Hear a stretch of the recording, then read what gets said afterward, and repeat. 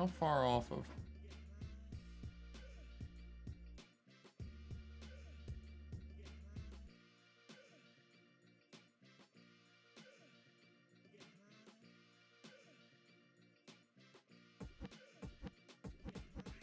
Very dark over.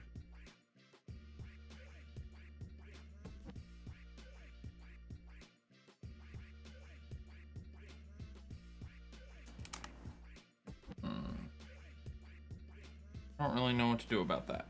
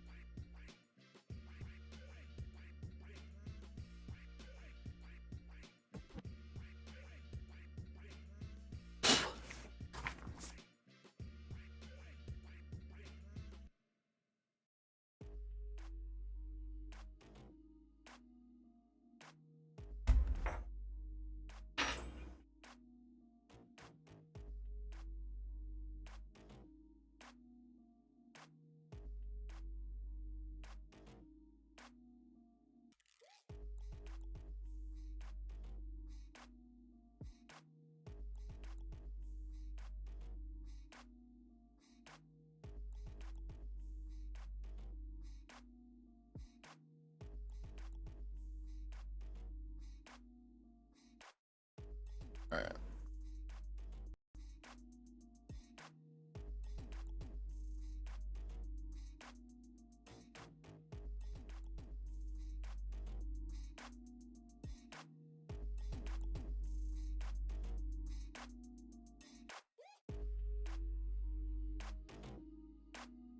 Don't have to be too worried about my performance today.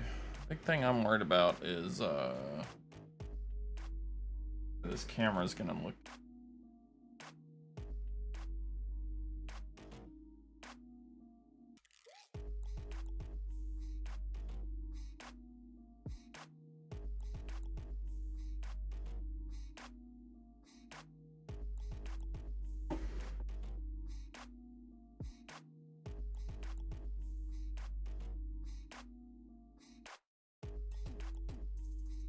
This marks the bottom corner.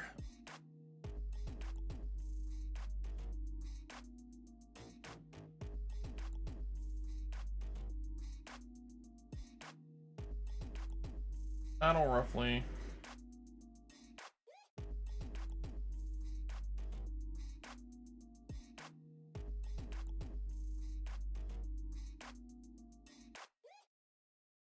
Will roughly mark the edge of where I should be playing with.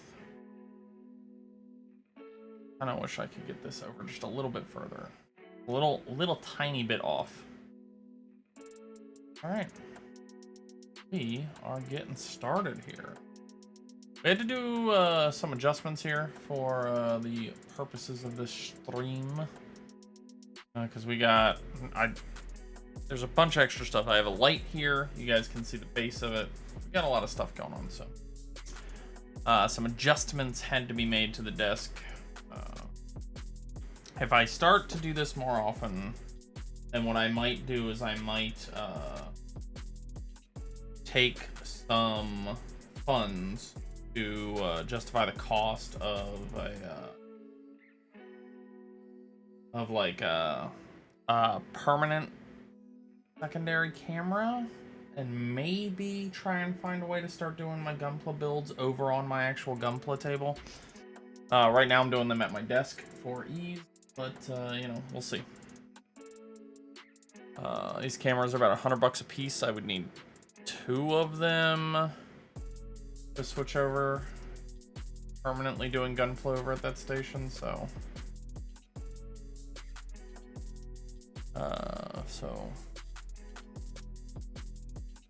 mention whatever other setup stuff I would want.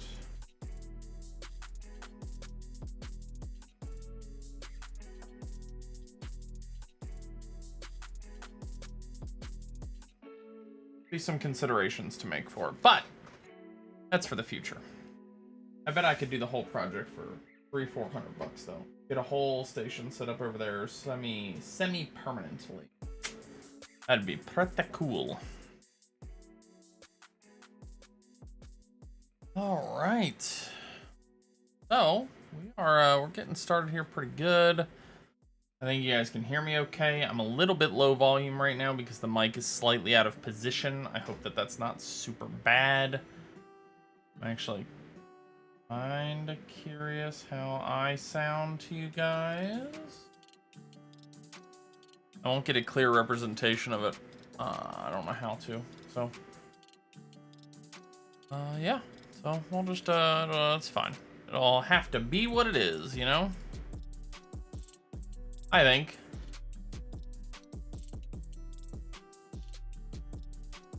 It'll be fine. I think it'll be fine. All right, so we're gonna be getting started here in just a few moments. I'm just trying to, you know, give people a second to get in here.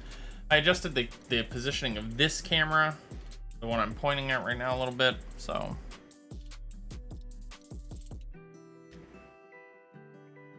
yeah, we are phone off screen. That phone is off screen. That's actually kind of convenient because that means that basically I got most of the mat. The mat ends here. I got about an inch of my mat that's not going to be on the camera. So there's my finger. About that much space. Okay. There's a lot more. Man.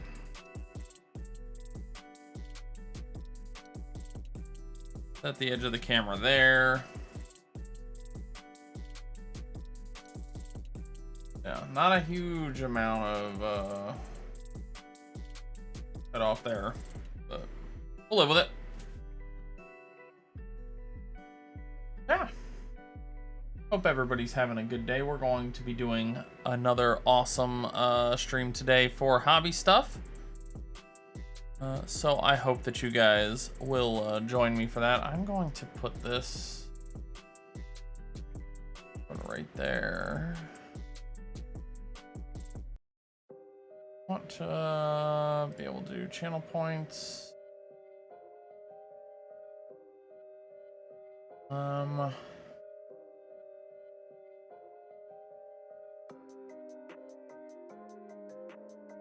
Okay, that's what I thought. Mark is complete. Confirm. Okay. All right, cool. So yeah, so our February hobby stream. Not bad.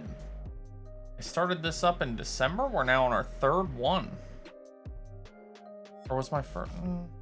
Yeah, this is my 3rd one. I did a test one that you guys paid your channel points for. I've done my first January one where we started on this bad boy, this Zoid here, Mr. Lightning Saix. So here's the guy that we're gonna be working on today. I'm excited, man. I really have been liking building some gunplay. I've got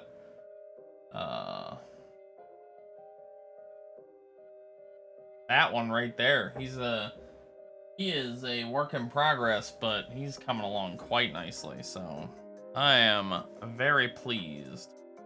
I'm gonna use this thing here to keep my page. I can have this sort of up on the screen. Guys, I'm trying to keep the glare of this ultra bright light here off you guys, but you need a bright light to build, so gotta have it too, you know what I'm saying? I did forget my hobby tools.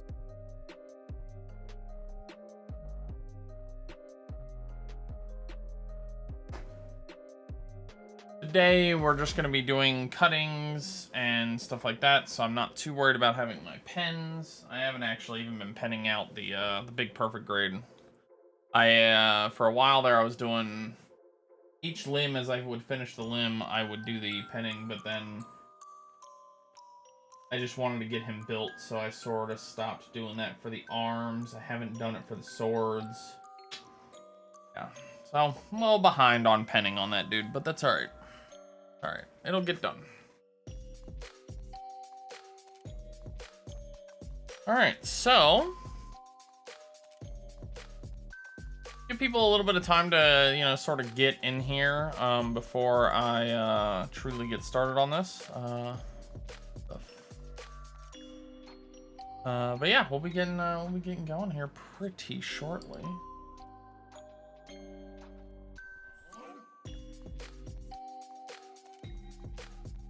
That looks way better.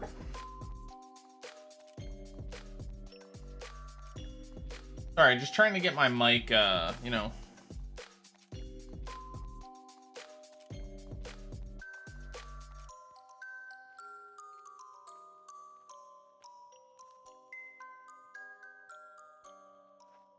Good enough. It's a slight bit cockeyed, but I think it's okay.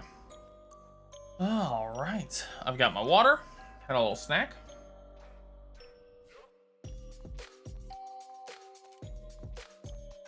We'll be getting going here pretty soon. Now let's put him over here. I like this picture of him, actually. It's a good picture of the lightning Saix, I think.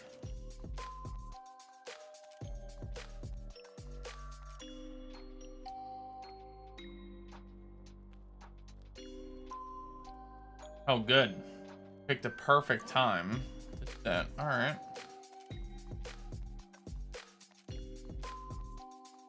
All right.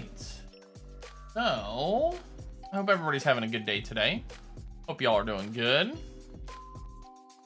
Like I said, we're gonna give people a few moments. I put my glasses on, get this whole station set up, and then remembered that my glasses kit is now well behind tucked away positions. Hey, Tempto! Tap, tap, tap! Yeah. How you doing, buddy? How's your day going, Tempto? That's gonna be... There we go. That'll be a little better. There we go. I do think I'm gonna have a little bit of trouble figuring out where each of the parts are. Oh, okay.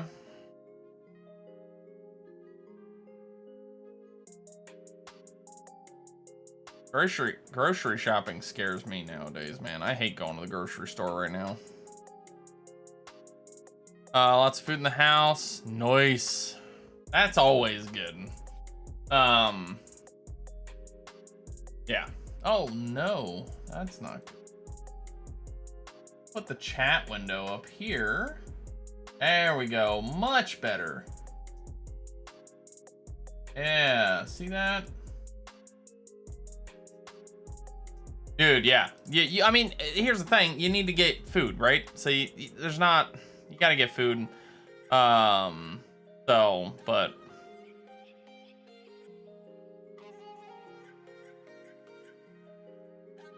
I think I'll just be so happy when this is all done. You know what I mean? Whole stupid COVID thing can go ahead and end, and that way we can all go back to normal. I would like that. My wife always lets me get Wendy's. Ooh, I love Wendy's. Wendy's is probably my favorite of like the, you know, like the fast food joints, you know what I mean? Like, I think that they're my favorite. I think that they are.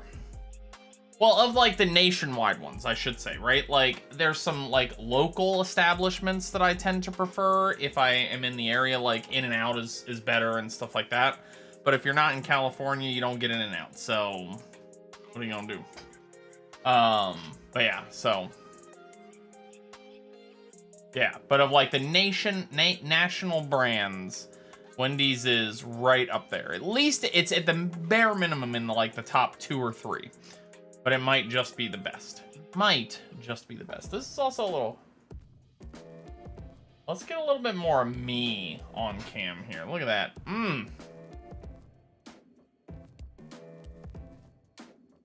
Was it okay if I ask about your camera setup here? Yeah, ask any questions that you got, man, as long as they're not like over, like, you know, don't ask my weight, I guess, or whatever, you know, but like, other than that, man, ask any questions you got, dude. I am happy to help. Let's put the cameras blaring out the text on the God hand here. That's all right. If you know, look at that. Best clippers. Let's see. So I want to do some painting stream of Warhammer 40K models, and I wanted to know how you have your camera set up like that. So the it'll be easier to show you. Bear with me as I'm going to move this camera.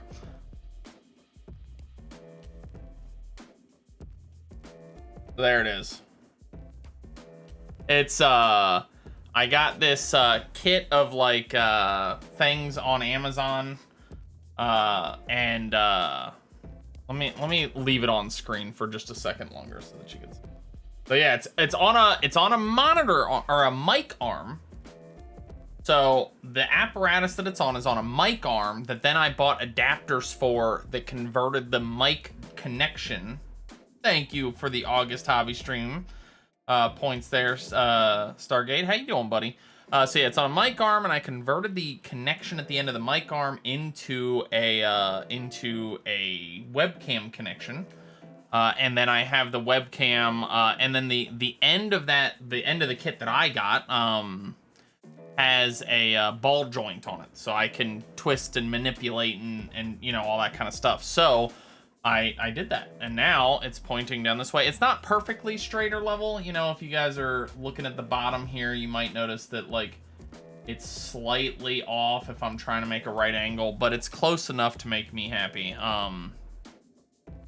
Unfortunately, on the downside to all the stuff that I've done, what we end up with here is that I have to be, so like I'm at center on my stuff, but if I put this camera centered on me, then all it's staring at is this camera, right? Because then this camera needs to be centered on also what I'm doing. Actually, technically, if I wanted to be absolutely perfect, I'd be here. I'm actually sitting slightly off to get the best of both worlds as I can.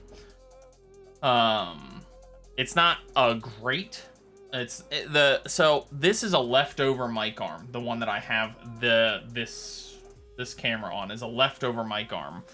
The better solution, and if I could make the recommendation, if you're looking to do something, get a bigger mic arm. I have a bigger mic arm for my actual mic, but I would say a nice tall, like a boom arm almost for your camera, so that it can like really get up in here.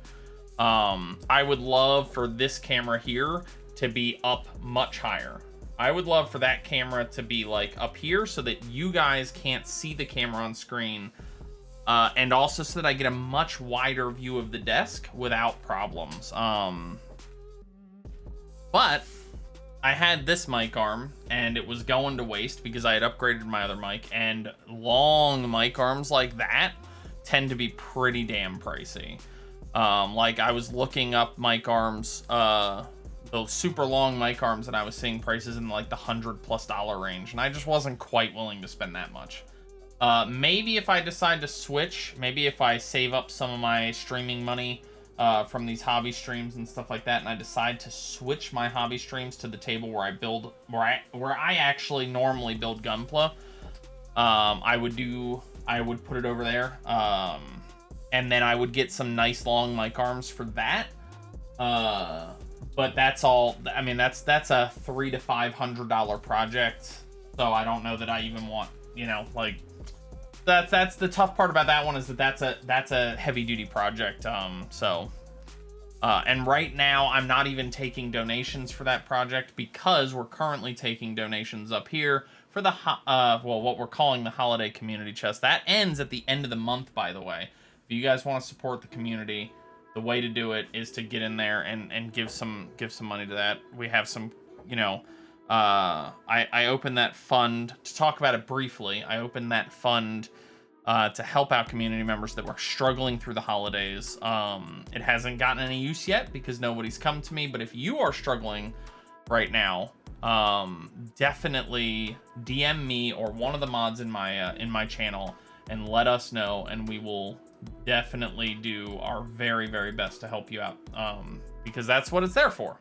That whole amount of money, that's all it's there for. And if it doesn't get used, it's going to be going, we're going to do a charity stream in March, so that if that money doesn't get used, it's going to a charity. So I will not be keeping a penny of that money. As a matter of fact, I'll be probably doubling it. If it gets to whatever gets to charity, I'm probably going to be doubling. I haven't talked to my wife about that yet, though. So yeah, let's see. Okay, so I want to do painting. Oh yeah, okay. So yeah, hell yeah, dude. I hope it. And feel free in the tech talk section of the Discord and stuff like that, man. Feel free to ask any questions that you might have. If obviously, if I'm not live, feel free to ask any questions that you might have. Yes, wife is always the last say. But yeah, so, and maybe after March, I'll start looking into having a donation thing up during hobby streams, talking about setting up a proper hobby stream table in this office of mine. What I would want for that, I have my laptop. I would love to have an arm for my laptop to sit on, or a small table that I could set up for my laptop to sit on at this table over here. Stream off of the laptop into 2-camera stream for over there. So cost would be 2 more webcam arms, a laptop arm, or some kind of seating arrangement for the laptop to be on, and 2 mics. Not 2 mics, and 2 cameras. That's the actual expensive part, is the 2 freaking cameras. That's not cheap. And I would probably also want to have some kind of solution for a microphone. Yeah, a long-term goal. Oh yeah, for sure. But it would be really cool. It really depends on how this picks up. But so far, as you guys can see, though, we're in August already. People have been really into this, so I'm pretty pleased with it. I'm so glad that you guys like it as much as I do. So, wait, what? So that's the key for me, but as of right now, what ends up happening a lot, and actually this kind of came apart a little bit. I thought that was kind of weird that I just had that part sitting out.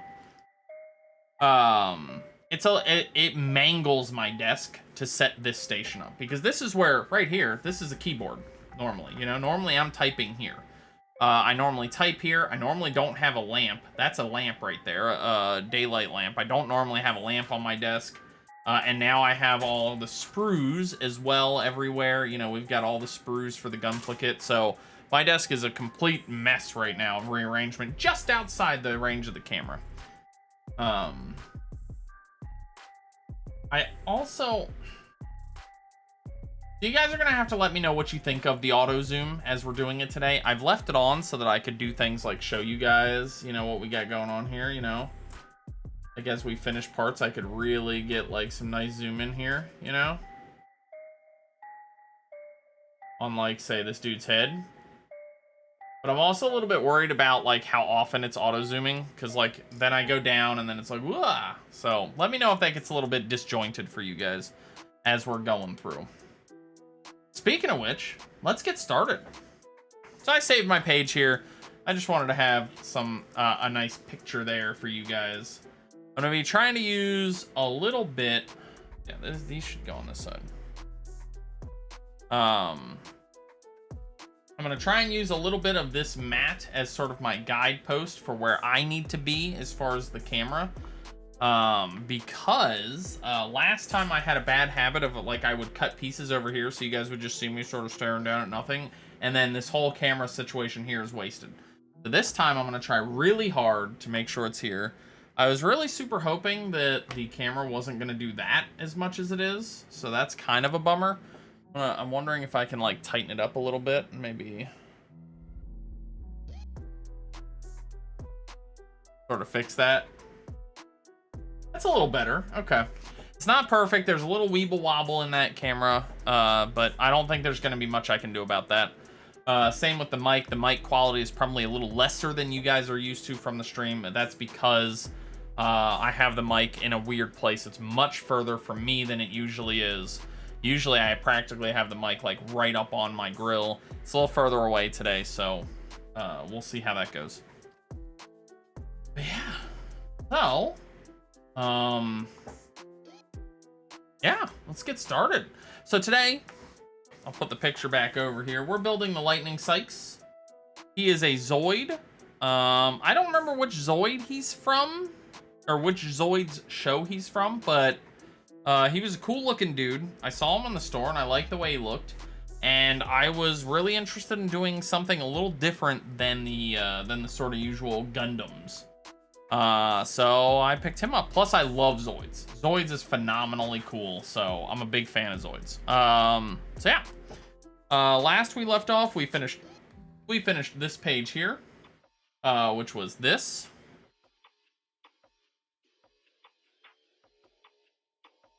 Man, that lighting really sucks over on this side.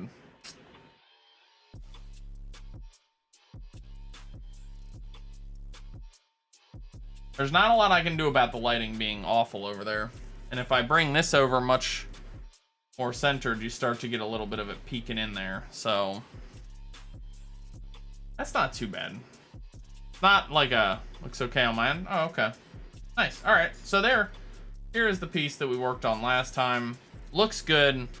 Let's get to upgrading him. So the other thing is, as we get started here, I'm gonna be digging around for parts, because usually when I'm building Gunpla, normally I have all my parts on racks. I have them very organized.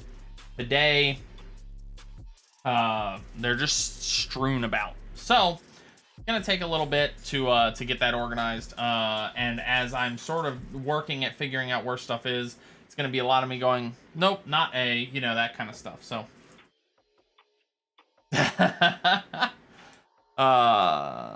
it's so much faster to build Gundams if you know where your sprues are. I actually have these, you can sort of see the edge of it right there, these racks. They're supposed to be for dinner plates, you know, that you can put in like your cupboard, and I use them to hold the sprues vertical like this, instead of laying flat and piled up. That way, oh, there's A, by the way, just by happenstance. Cute.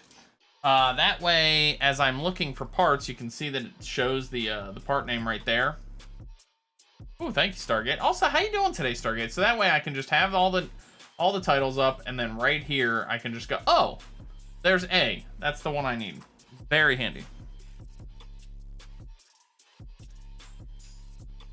Very, very nice. I did not come up with this idea, to be clear. This is something I saw on Reddit. Do not want to take credit where it's not due, but I really like it. That's a smart play to play. Yeah, it's really cool. It really helps, and then they work like a little filing cabinet. So as I'm going through, I can just, you know, sometimes the sprue label will be here, and sometimes it'll be up here. So one of these two spots is where your sprue label is usually going to be. And so this way, either it's up here and I have all the sprue labels on the side and I can sort of index through them, or it's up on top like a filing cabinet would be. Big fan. So we're looking for A5, A15, A19, A12, A13. Also, God hand clippers. 120s. Yeah, SPN 120 God hand clippers. These are they're phenomenally helpful. I love them very much. So we have 5, 9, 2, 3 right there. So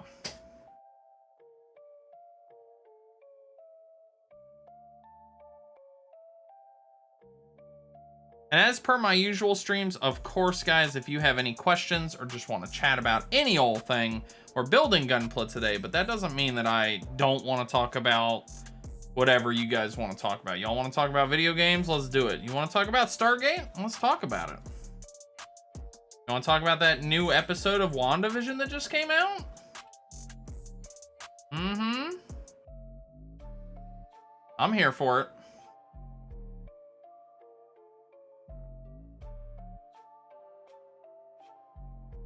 that's where A is gonna live. All right, so then the next step. Man, I really wish. What if I did like this? Would that away microphone? Does that help? Is that better lighting, you guys think? I think it might be. Yeah, that seems a little better to me. Let's get all this crap out of the way. Seems okay too? Yeah, it's a little better for me as well.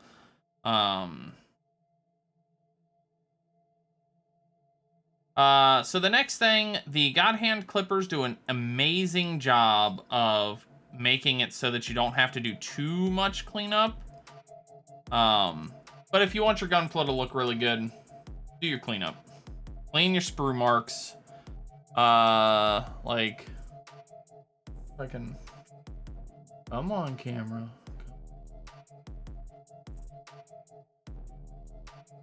Big guy. Come on. Nope, it's not going to. I hate autofocus, man. It drives me nuts. What I need is a third camera, a close-up cam, you know, one that's like really tight, you know, so that I could put a piece right here and it's totally, yeah, that's what I need.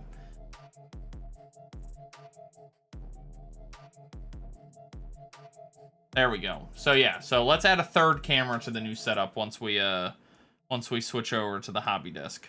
I'm sure that'll be worth it. I actually kind of wonder how much you could find webcams, like used webcams online right now for. My wife would not like this idea. I spend too much on this stream setup as it is. I like gadgets, you know? I like gadgets, so I buy them.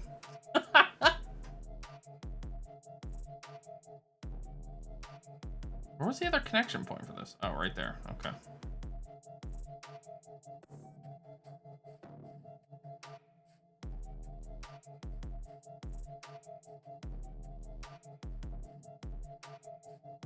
So,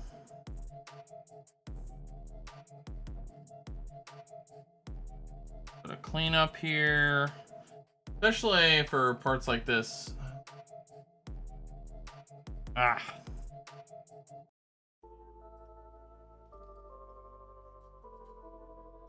There we go. Okay, so now we take this big guy here. They have him like this.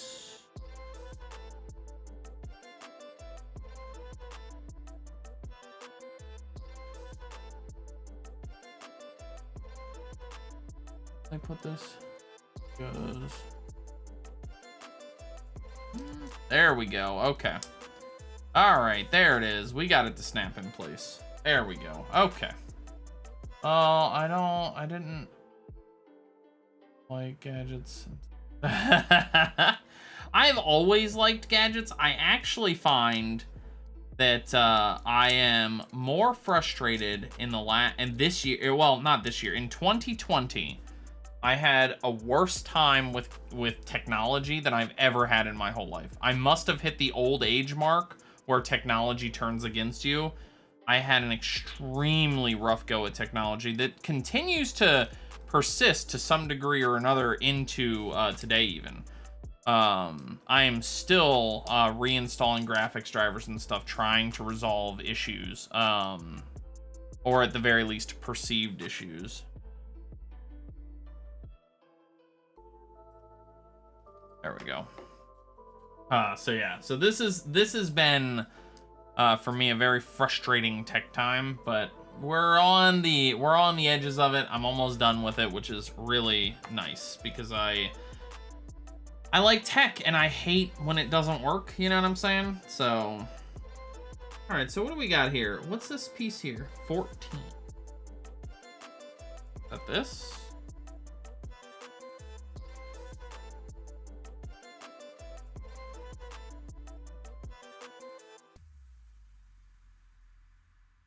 What's part 14? What are you talking about here? See here, this picture here, it doesn't show the entirety of whatever part 14 is. Got this. Okay. Ah, here we go. Here's part 14. Okay. All right, so how's this supposed to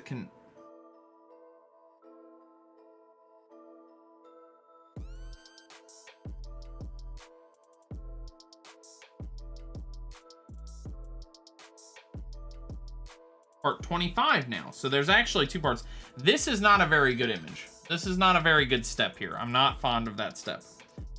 Because it leaves a little bit too much for like you to sort of guess at what it actually wants you to do.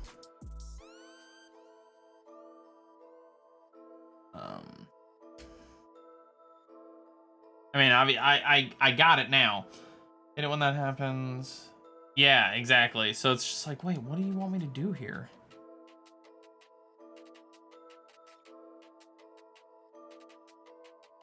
All right, so then...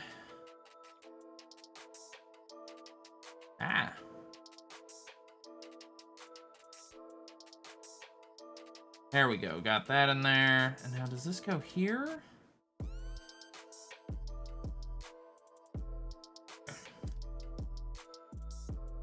Oh, that's gonna look really nice once it's all said and done. So you can see here that the point of that is to give you some up, down, and look at that action on the back there. Oh, that looks really good. The joint comes undone pretty easily, but you also get this. Ooh, I like that. That is good. Yeah, I'm fond of that. Okay, all right. Then we'll put the other side on. Same dealio.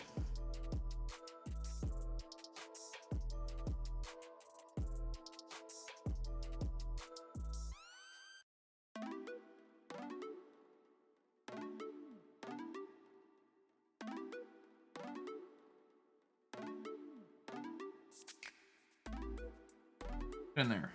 Get in there, punk. All right, was there anything else I was oh, yep, there is. Okay, glad that I looked.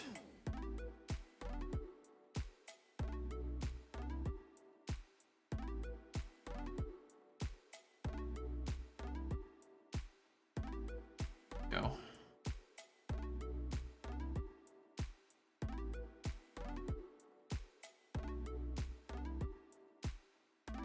Oh, wow, I just left a gaping markup. Look at this. I don't know if you guys can see that. There's just this, you guys probably can't.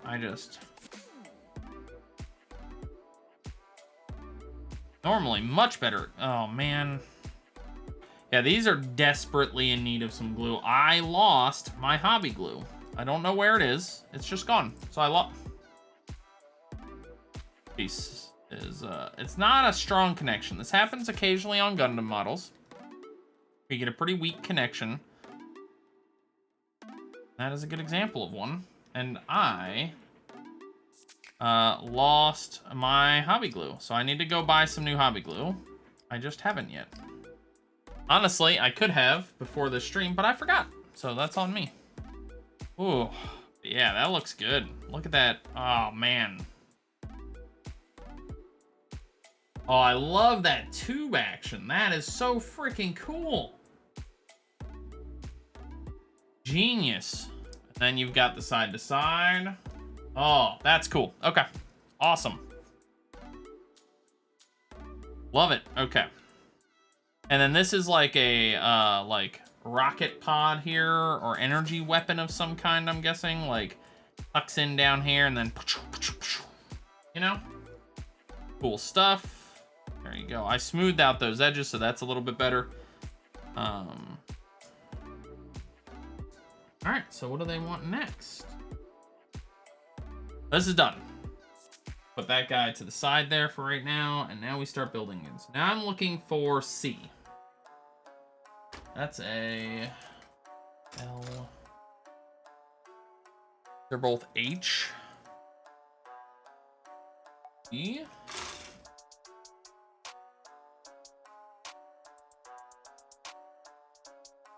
Hey, what's up, Crad? How you doing, buddy?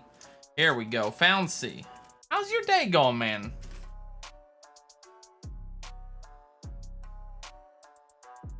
Oh, that is a new one. I have to make sure I've always got a spare bottle of glue.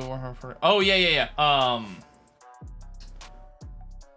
I know a thing or two about building models. This is War Machine. I have bricks here. Convergence of Cirrus for War Machine here. Undead Warhammer 40k here. And Protectorate of Menoth from War Machine here. Back here, I've got my Ogre Kingdoms army for Warhammer Fantasy. I do some of that. So how is my... Weird. Oh yeah, I love minis games. I've played 8th edition Warhammer. So I've played 8th edition Warhammer Fantasy, Age of Sigmar 2nd edition. We were actually just recently talking about getting some more cameras up in here.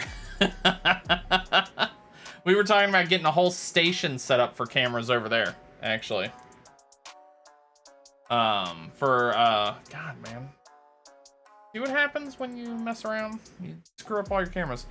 And I've played 2nd edition Warhammer, or War Machine and Hordes quite a lot. I have not played 3rd edition War Machine because I was not fond of it. Hello, Rylan. How you doing, buddy? We're building some gunpla, you know. Doing that fun stuff. Let's see. I wonder if you should get another camera so you can. Yeah. But yeah, close up on the goodies. You know, I have heard that you can now use, like, Elgato has like a thing you can use your phone that like wirelessly links your phone to the thing, and I've thought about doing that on occasion so that I could like grab my phone and go walk up and do like some of that kind of stuff. Jibber jabber. Did something fall on? Oh, that's his chew toy. He's got a little chew toy on there. Little rubber thingy for him to play with. I am always full of jibber jabber there, Rylan. Always. 40k on and off since 2nd edition. Started getting into Warhammer Fantasy Battle, but never full. Ah, gotcha. Yeah, Beastman was always cool. I'm a Necromancer player in all things that I can be a Necromancer player. So Undead was a good fit for me in Warhammer. And also in War Machine. Crix was my main go-to faction in War Machine until Convergence of Cirrus came out. And they were basically... They were super cool, so I just went with it. On the edge of the...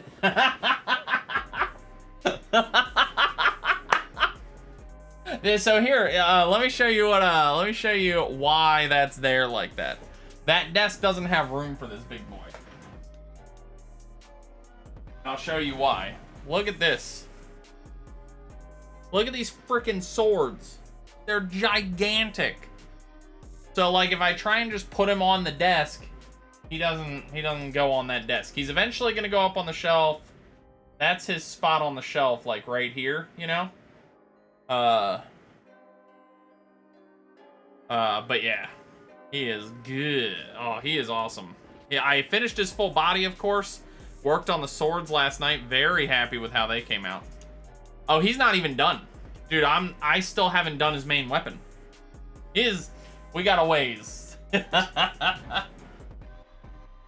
Thinking about but yeah, he is freaking rad, dude. That's a perfect grade Gundam kit. Currently, how long has it been? I have probably put... I don't really pay much attention, but if I had to guess, I have probably put about 15 to 20 hours in on him so far, if I had to guess. Oh, you want to... All right, we can do that. Oh, hold on. I gotta put this on first. Dude, I love that stuff, man. I made my own dip. I used to work at Privateer Press, and so I got their washes for super cheap. So I dumped all their washes out into a big container and made my own dip out of it. Love it. Let's do 5 containers of GW. Oh man, they're so expensive to have that kind of loss, dude. Ow! That sucks, man. There we go. I'm Super Saiyan. Super Saiyan Gardic is here. The ultimate in tutu headdress wearers. Tutu Saiyan? Hell yeah. I use Pro dropper bottles. Yeah, that's the yeah. I have thought about using like alternate paints and stuff. Like I said, when I worked at Privateer Press, it was cheap enough for me to get their paints that I just now have a very large collection of their paints that I use. So, and I still have that, so haven't really.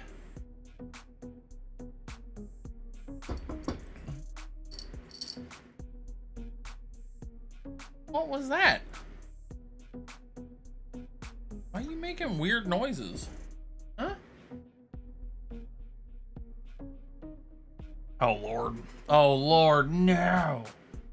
All right, today we're going to do puns from this one here because I don't have an easy back and forth. Oh, no, I can do it. Let's do it right. Let's do it right. Brad. This one's for you, buddy. I'm going to pull my veil back and everything. The day I turned 42, my daughter walked up to me and said, "Happy," and started timing on her watch. After a long silence, she said, 42nd birthday. Wow. Wow. You should feel bad. Is it gonna do the full switch? It is. Oof. I gotta update that. But Scorn was cool. I actually did have a Scorn army for a long time, but Crix. So my two favorite War Machine / Hordes armies, because for me they are basically the same game, so they were the same game. My two were Crix and Convergence of Cirrus. But I was a big fan of Scorn. I liked what was this? I always called him Fatty. I don't remember his name anymore, but yeah, Fatty. That was my favorite. The dude who had like 4 of the little baby elephants carrying him. That was always my favorite. That would be the affirmation. Affirmation. I don't know if you guys are anime nerds like me. Oh, I did hear about that. So here's the thing that has me worried. Have you read the last arc of the manga? Have you read that arc? Let me know if you haven't, then I will say no more. But I have. Yeah, it's not great. It's not a very good arc. Mostly because it ends. I'm really hoping that what they do when they bring that show back, because I love Bleach. It is one of my favorites, even with the ending of the manga, how that went, even with everything, it's still one of my favorites. So I hope that when they bring it back, they actually do that right. I actually liked, my favorite thing in that whole show was the I forget what it's actually called, when he goes to the Soul Society the first time.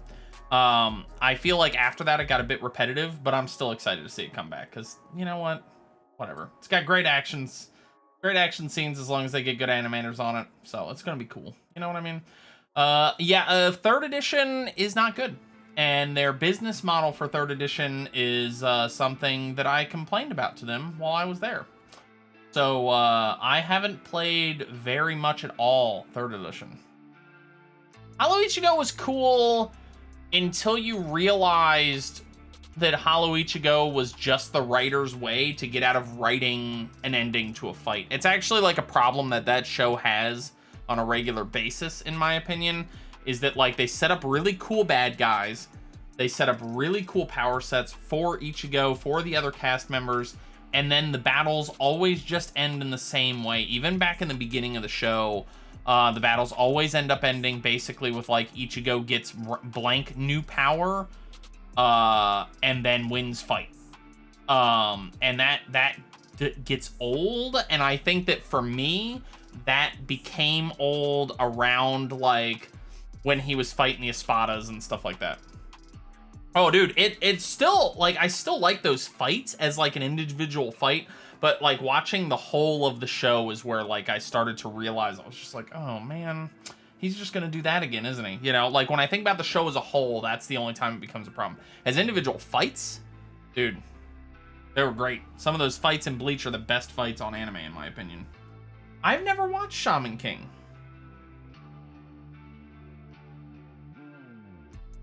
You want a good action show with some gorgeous fight sequences? Might I recommend any of the Slash? Oh man, it's got the Lady King Arthur in it. I said it, I had it in my head, and now it's gone. Something slash something. Fate Stay. So if you want some of the best animated fight scenes I've ever seen, Fate Stay, any of them basically, even going back to like some of the older ones, are utterly gorgeous. Absolutely freaking beautiful. So highly recommend. Also, how you doing today, Sam? How is everybody doing? But specifically, I don't think I caught how Sam was doing today when he was in here. C16, C17. There they are, 16. Beautiful. And also, I've played lots of MCP, the former players, some of which world champion. Yeah, who did you play with in War Machine? I have met a few. I wouldn't call myself friends with any of them. Patrick, oh okay. I wouldn't call myself friends with any of them, but I have definitely met several of them. And like, I used to like War Machine so much, I like paid a Patreon to get like special War Machine podcasts and all kinds of stuff like that. That's how much I used to like that game. At one point or another, I have owned an entire army of all but minions of the original lineup of War Machine and Hordes models. So yeah, I was pretty big fan of that. I just think 3rd edition screwed the pooch, and their business model has, I think, gone to shit. So actually won the tabletop sim and nice. MCP is Malifaux, right? That's what MCP is. Marvel Crisis. Oh, okay. Gotcha. Oh, Marvel Crisis. Marvel Crisis what? Protocol. There we go. I got there. I got there eventually. Yeah.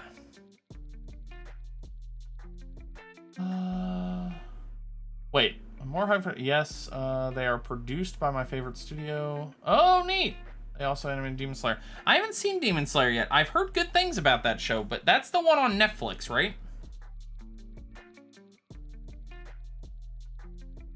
Crad? I think that's the, or I've seen it on Netflix. It's probably not only on Netflix, but I've seen it on Netflix. But yeah, yep. I remember that game. That was cool. I liked playing that. That was fun.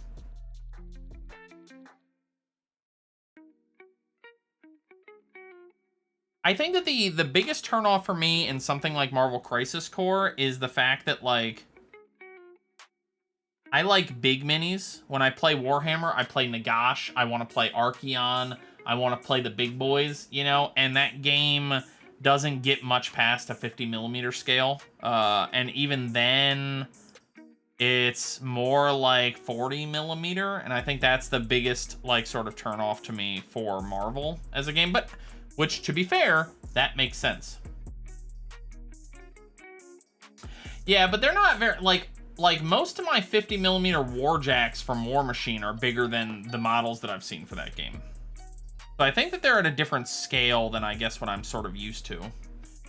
People call Fate Stay Night Unlimited Budget Works.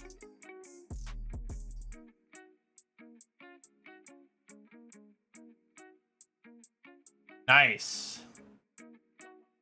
Unlimited Blade Works. Yeah, I get it. Okay. Yep. I was like, wait, what was the actual name?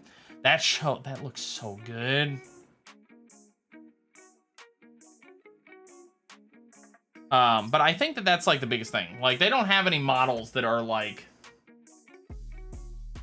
They don't have any cup models, you know? They don't got nothing like this. This is Nagash. This is Nagash. That's why I like him. And Archeon's even freaking bigger. He's insane. Archeon's a nuts level of mini. It's crazy town. I almost bought Archeon just because I liked how he looked. No intention of ever playing an army around him. No intention of ever playing Chaos. That boy looks cool. That's, you know? That's actually, I was talking to Major Messer, a friend of the stream, a little while ago, or yesterday, maybe, about this, and I was discussing the fact that, like, I'm super excited for the new Warhammer Fantasy, Warhammer Total War game coming out. And I was telling him that the only thing that I was bummed about is the fact that they are almost assuredly not going to do end times, which means that I won't get Nagash. And damn it, I want to play a Total War game where I can have Nagash in my army. Oh my god, dude. That'd be so good. Oh man. I'm still excited for Total War Warhammer 3 though. It's going to be amazing. I'm super excited about it. Oof. That's rough. Hold up.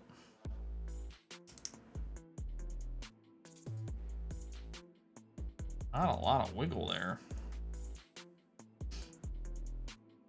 All right, well, whatever. There's this piece done. That's that step. Oh, this is where that little core thing that I've seen goes. Okay, hold up. We got to get that out. Oh. There it is.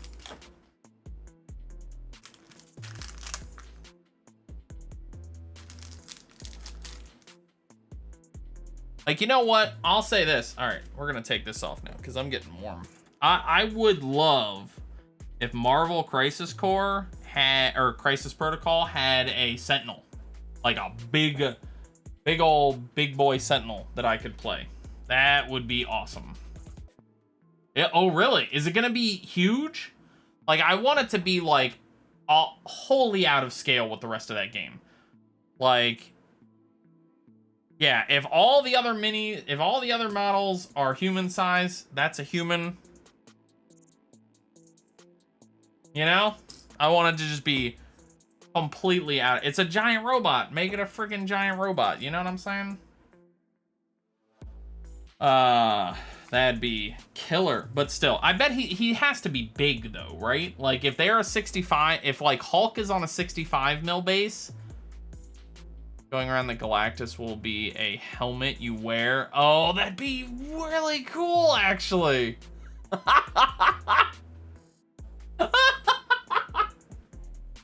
I'm in. I'd buy the helmet.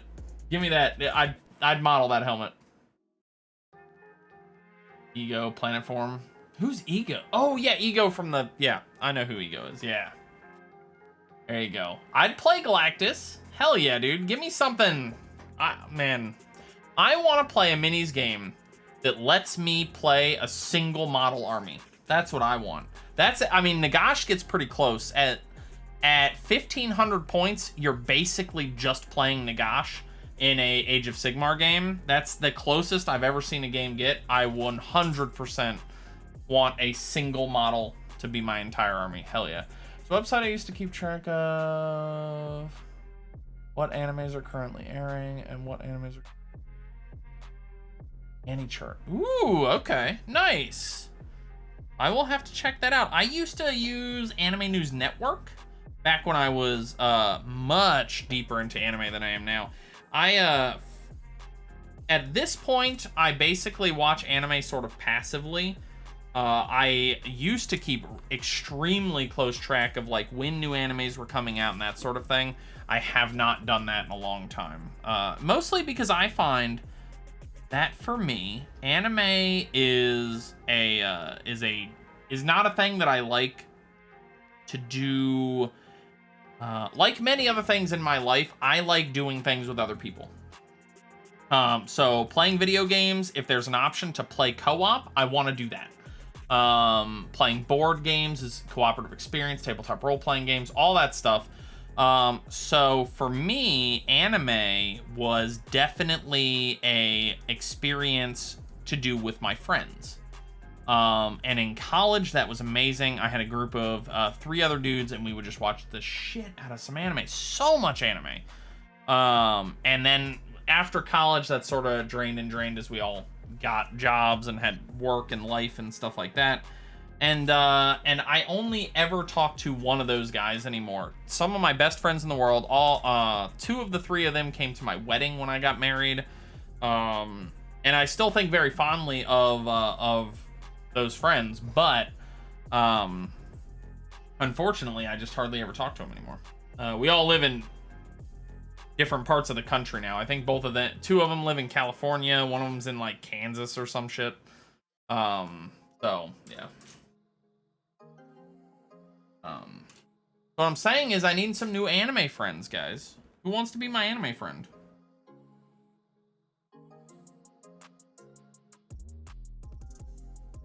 Shaman King is coming out in April, and I will... Oh, yeah. Is it a continuation of the Shaman King that's already come out? Or is it, like, going to be, like, a restart?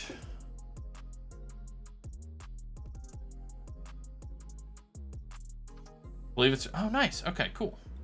Yeah, I would definitely check that out. I pay subscription for the Funimation app.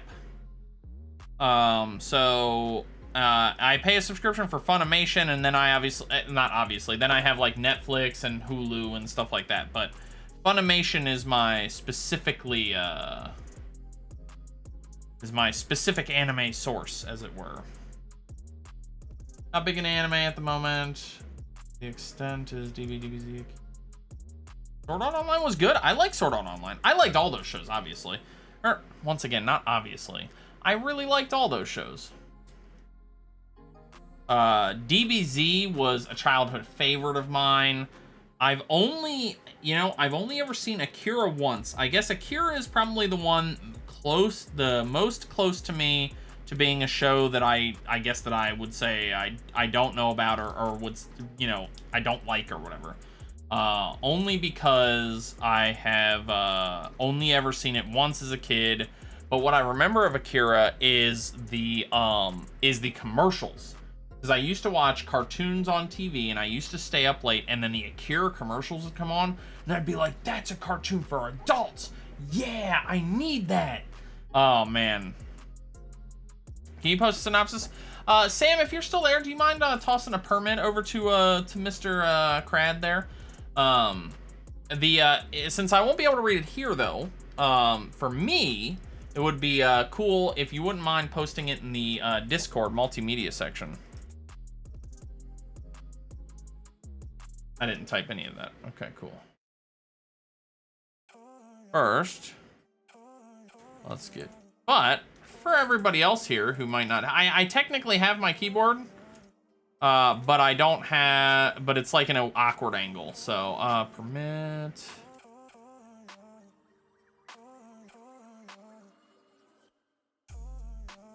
There you go. There we go. You got 60 seconds, and actually, after a while, you're probably going to be pretty safe to post it anyway. Well, I saw Akira once,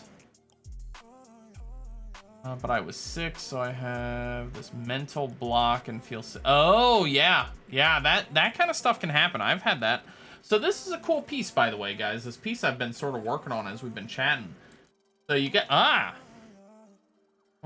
all right. You got this ball here, and they found a way. Link. Oh, gotcha. I thought you were posting a link to like the Wikipedia page. So it comes in this like container that pops down and lets this thing come out or locks it into place. I have not seen this. I have not seen anybody do something like this on a Gundam before. That's cool. That's neat. I like that. Let's see. On a starry night, middle schooler shaman who has the ability to talk to spirits and use. It also has the ability to let them possess him to use their powers. As a heavy shoulders, he must become a shaman king by winning the shaman fight A tournament between shamans that happens only once every 500 years. Joined by his spirit medium fiance and his personal samurai spirit and his other friends. Oh, neat. Okay. That's kind of cool. That sounds like, that sounds right up my alley as a fight-based sort of show. I like action anime. You know, that's just... I like Naruto. I like Bleach. I like all that kind of stuff. I'm not into the overly drama anime. When I watch giant robots, I want my giant robot shows to be specifically about the giant robots. I don't want a war story about teenagers going to war, Gundam, or like the tragedies of war, or how awful humans are. Not here for any of that kind of stuff. I'm here to watch giant robots beat up either other giant robots or giant monsters. That's what I'm here for, you know? Why I like Ao Gaigar so much. That show is amazing. Gurren Lagann, another show in that vein. I friggin' love those shows because they don't goof around with that. All right, so is this PC? Yeah, okay. PCA. I already used PCA. Is there another PC sheet? Hold, please.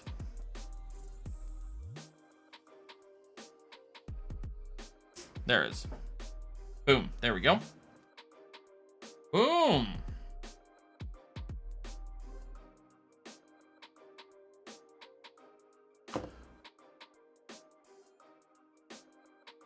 All right, so how does this work? At this.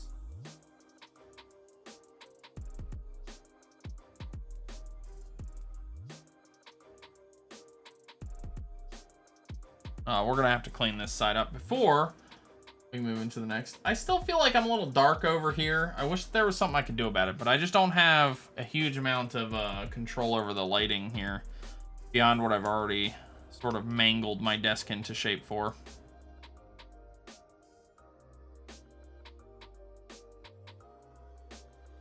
So normally, if you guys are interested in like sort of my like way of doing Gundam building, normally I would be listening to an audiobook or a podcast while I do this. So right now we're listening to music and we're obviously chatting, of course.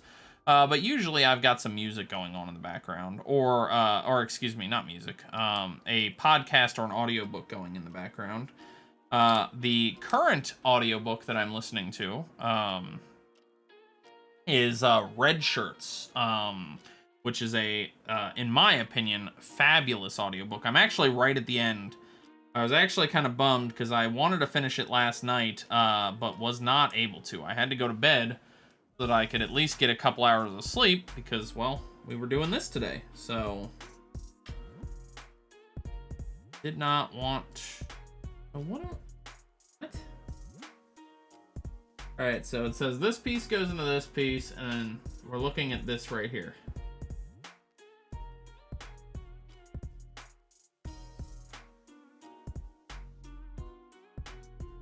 Oh, I get it. Okay. Yeah, it totally does. Holy crap.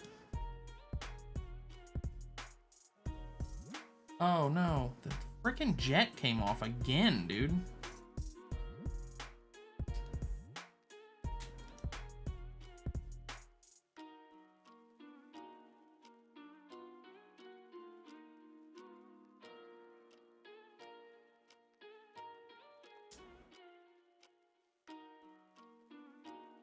Come on.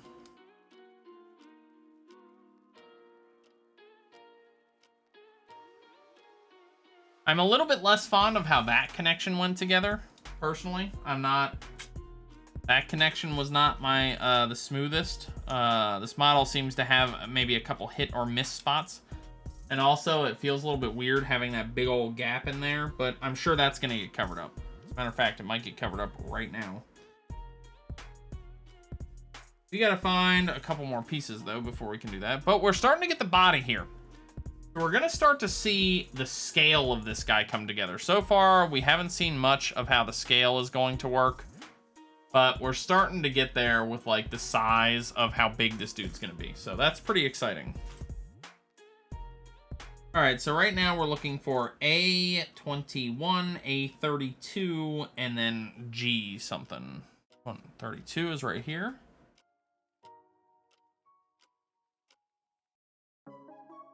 It does, actually. Yeah, it looks a bit like a motorcycle. I would not be surprised to find out that they took a lot of inspiration for this Zoid and for other Zoids from, like, modern machinery, like a motorcycle, and mix that with, like, a cat, you know, mix that with, like, a big cat, you know what I mean? That wouldn't surprise me in the slightest to find out that they were heavily inspired by such things. Oh, sweet, I got lucky. G is right there. And we're looking for G39 all the way down here. Okay, good.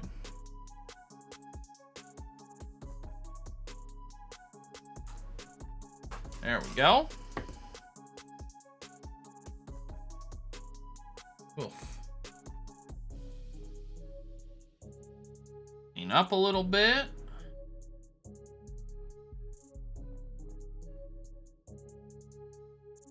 You guys doing anything fun for the weekend? Anybody got Valentine's Day plans or anything like that going on?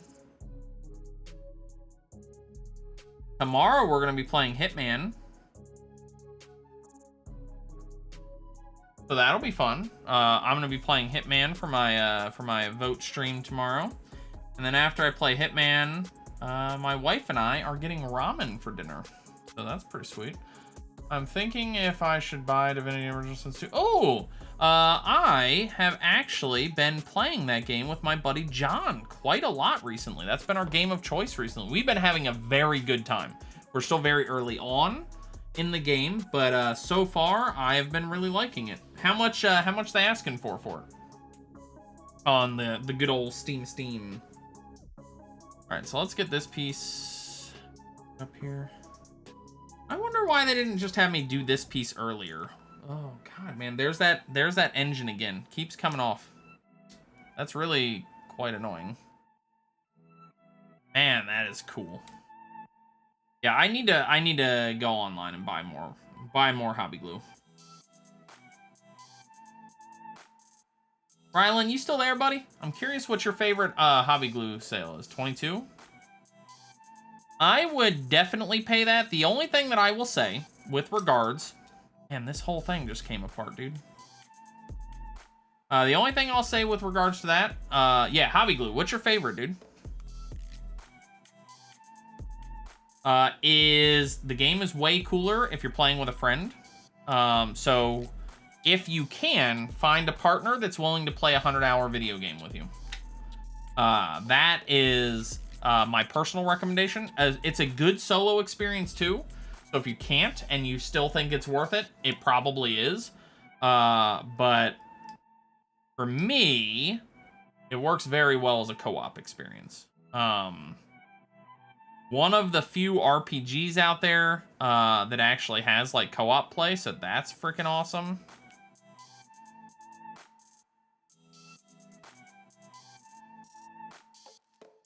All right, I'll see you soon. What do we gotta do? This piece here,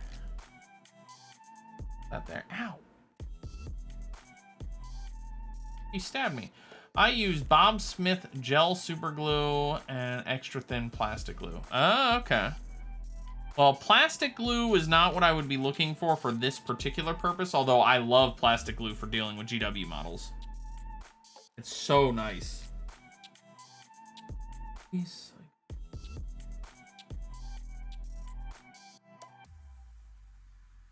All right, so this is gonna take a little bit of gentleness.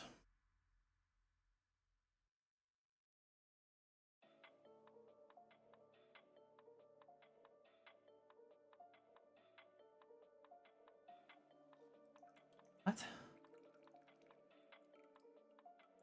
All right, we're gonna actually take these two pieces off and we're just gonna try and get the side plate hooked in here. Oh my god, that back piece came off again. That thing. I'm leaving it off. You know what? It's out of here.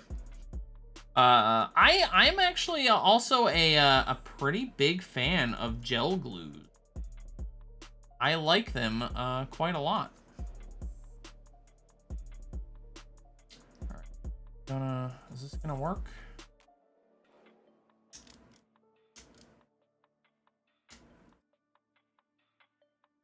Ooh.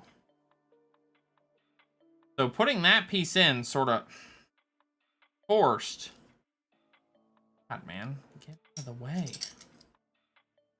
This whole bottom thing just like came apart as I was trying to. So we're just gonna leave that off for now.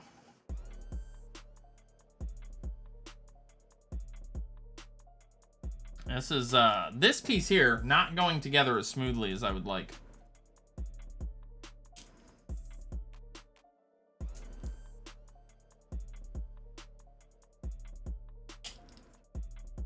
There we go. All right, so we got that piece on there now. I think I'll put that whole bottom assembly back together a little bit later. Once we sort of get this on.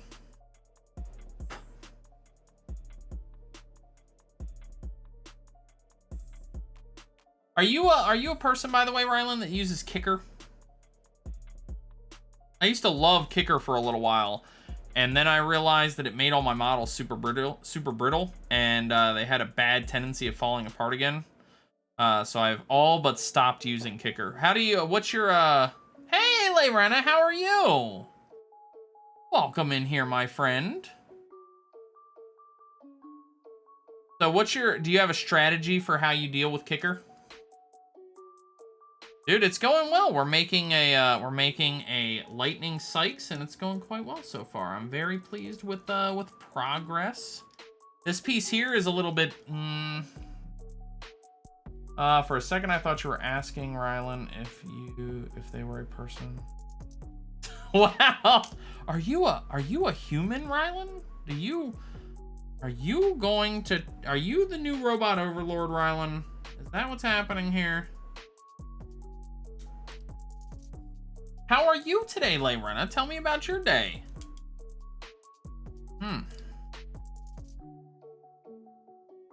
Yeah, this piece. This is not a smooth connection. It's been a great day. Nice. I'm glad to hear that.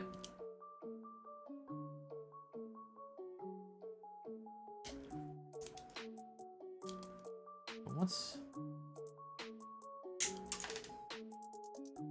Okay. That piece was not supposed to do that. I use Zip Kicker to get an instant bond in the center with non-kicker bonding on the outside, then apply another thin coat on the outside of the joint. Ooh, okay. Got to heal this morning, FF14.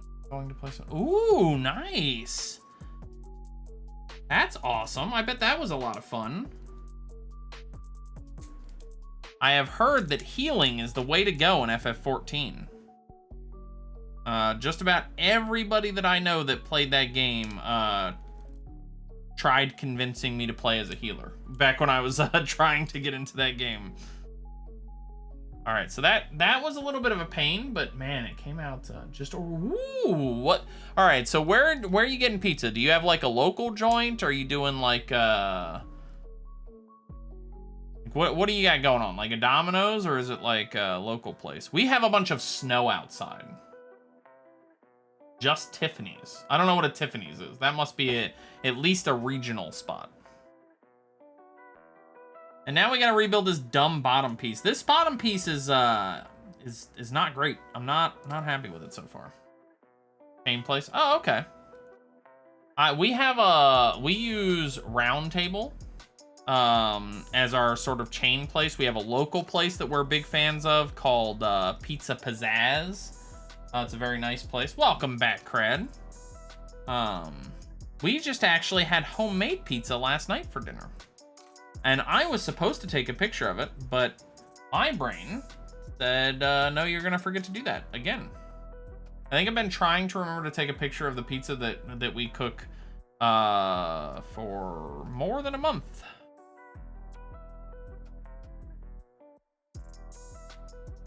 Ladies and gentlemen, the brain of an ADHD.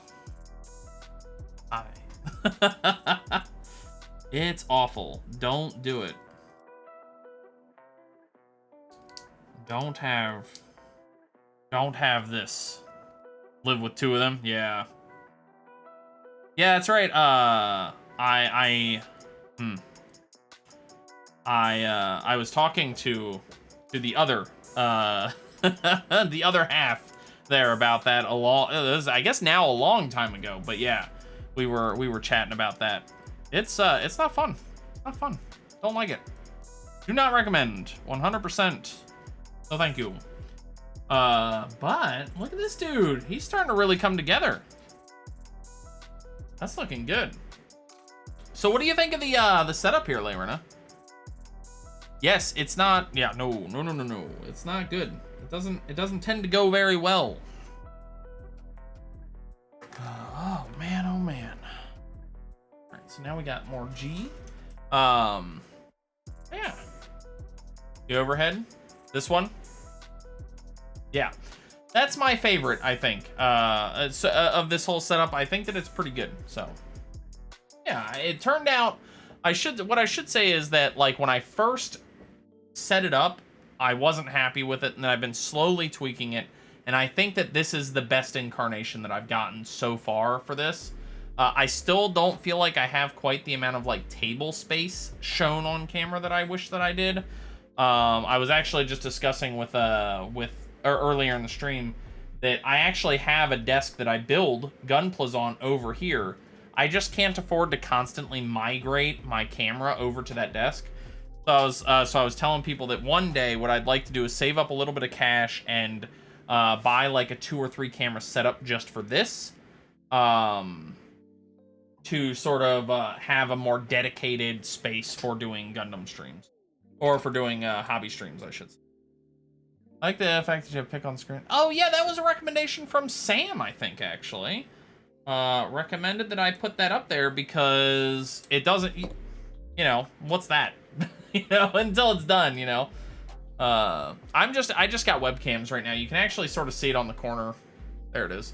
It's just that's a C920. This is actually, so, I don't actually have 2 cameras. This is my wife's work web camera that I steal once a month to come do these hobby streams. And then my camera, this is the C922.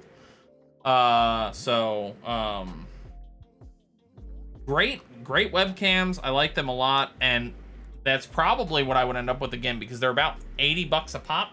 So I'd probably end up just buying 2 or 3 C920s, because that's what I could probably get away with on the sort of on my streamer budget, as it were. So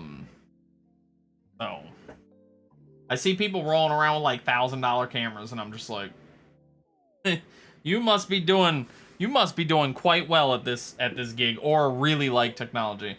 There's a setting in the camera that will do wide screen effect. Oh, interesting. Okay. Huh. I'll take a look. Thank you. So right now, can you guys? Yeah, you guys can. Okay. That's actually probably one of the best spots right there. Oh. Yeah, so we're just hanging out and chatting while I sort of build stuff here in the background. Go like that. Yeah, okay. Oh!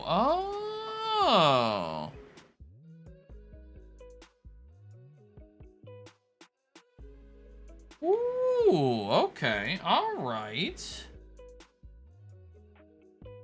Didn't think it. Oh, I didn't clean these parts up at all. What the hell was I thinking?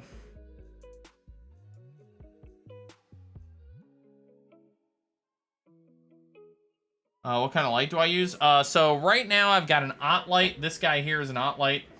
That's the most direct. I would actually prefer if the light was right here, but obviously it doesn't really work good for a camera. So it's got to be a little off. And then I've got 2 of the Elgato cameras up on that's just my normal camera. Not Elgato cameras. My normal Elgato lights I don't have a ring light, but I think they look really nice. Are they? Is it good? Is that what you have?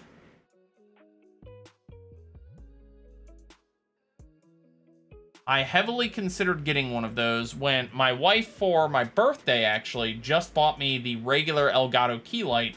For a long time, all I had was the key light Air. So now I've got a key light and a key light Air, and it just, I mean, I think that it does a very good job lighting up this, you know, mug. Which, you know, might be worse for the stream, honestly. The more lit, the worse. But I thought that ring light looked really rad. I actually bet that would work really freaking good for a hobby. If you had like the ring light and it was pointing straight down and your camera was right in the middle of it.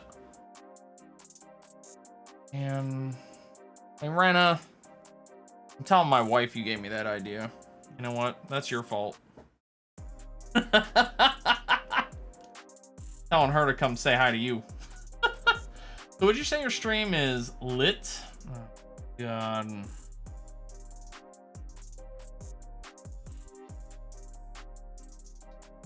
You're bad. You're a bad man, Tento. You're bad. Were you able to answer the question about the... Oh, what was the question? Hold up. Let me scroll up. Oh, I'm sorry. I actually totally missed this question. My apologies. I barely know anything about the game, meaning Divinity Original Sin 2, and I was wondering why you'd recommend co-op play. You accept the label. So co-op play is, I mean, for me, it tends to be just because co-op is just like my favorite way to do video games, right? Like I like playing in co-op. But the other side of that is that co-op play actually, so in Divinity Original Sin 2, you and the other player can go anywhere and do anything. You guys are not restricted to like same area. If I wanted to, I could progress main story and my buddy could progress side stories.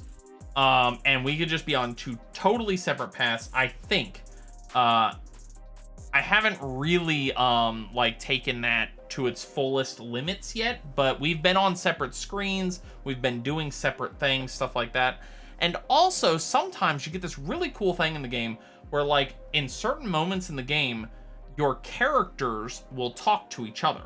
So like my player character will talk to his player character, and I think it's freaking awesome. I think that that's really cool. Really helps you get into your characters being characters and not just stat bricks. Shows why it's bad.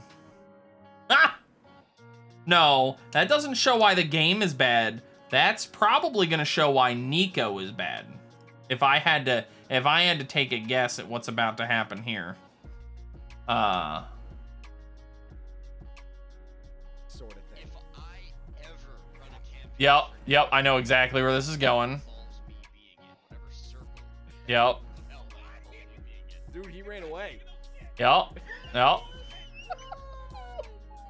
you just piss? Yep. That's yeah, that's Nico is a bad man.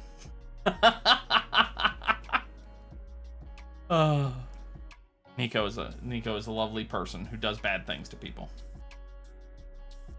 I'm assuming this game is D&D inspired. It doesn't have any of the rules of D&D at all. It is inspired by the storytelling style of a D&D adventure, if that makes sense.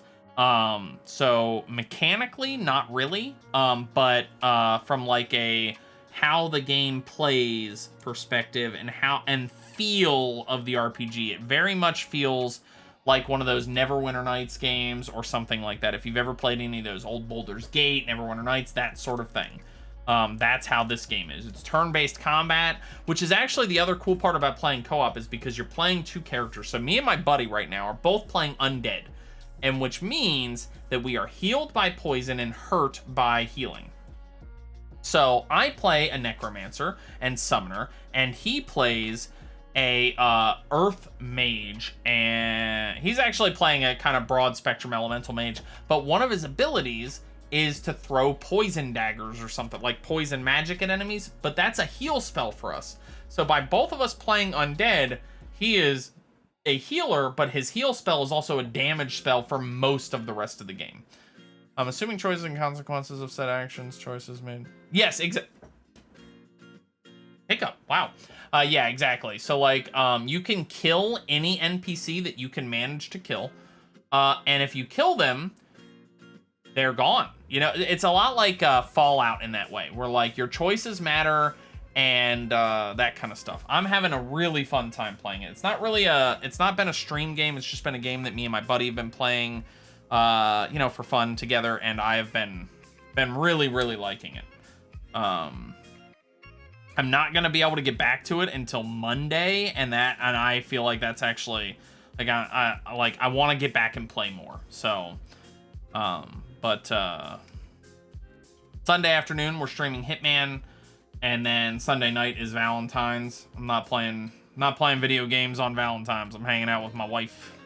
All right, so next it says just like slide this bad boy in here. That'll seems to think that's just gonna go swimmingly. I mean, it did eventually. Okay. Oh, he's starting to look really nice. I like this, you know, the like pop out, you know, like some pop out guns there. I know, right? Like, that's so 90s. We're ordering, we're getting takeout ramen from our favorite ramen joint. And we're gonna eat that. We would love to go out and actually have like a nice dinner, but you know, going out is no. So we're gonna get it brought in. We're gonna eat that. It's gonna be delicious. And so we are very excited. Do you both play as two different parties or the same party? Does your co-op choices affect? You both play in the same party, and I don't know what you mean by affect indirectly. Sorry, I don't know how to answer that one. I don't know what you mean. If you're, so maybe this is what you're asking, and I'll answer this. If your party member, so like John, my friend who's playing with me, if he kills an NPC, I have to also deal with the ramifications of that NPC dying. I don't know if that's the question you were asking, but yes, that is how that would go.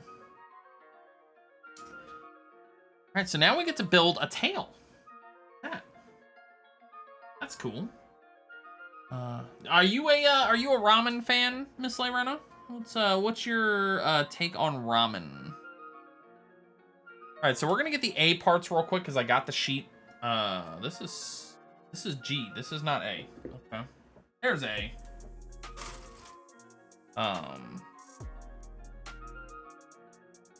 We're looking for A18, A17. Here we go. They're much bigger than they looked like they were gonna be. Okay. Her son wants to open a ramen restaurant. Oh, really? Your son wants to become a chef? Huh. That would be awesome. My wife and I considered making homemade ramen one time, and then we looked into the process of actually making good ramen broth, and that ain't happening.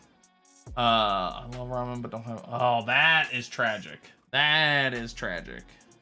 It is so good. We actually have, within about 2 miles of our house, we have 2 of them, and in our wider area... I mean, we live on the West Coast. We live right on the coast in Seattle, so it's not really surprising that we have a lot of ramen places here, but we have several. You got a ramen cookbook. Ooh, nice. That's freaking awesome. Ramen is, oh man, it's a lot of work if you want to make it good, but if you do make it good, it's really good. All right, so now we're looking. Now I gotta find E. So, oh yeah, absolutely, huge amount of effort. But if you're willing to put the effort in, so good. All right. D, A. Ah, here's E. Here we go.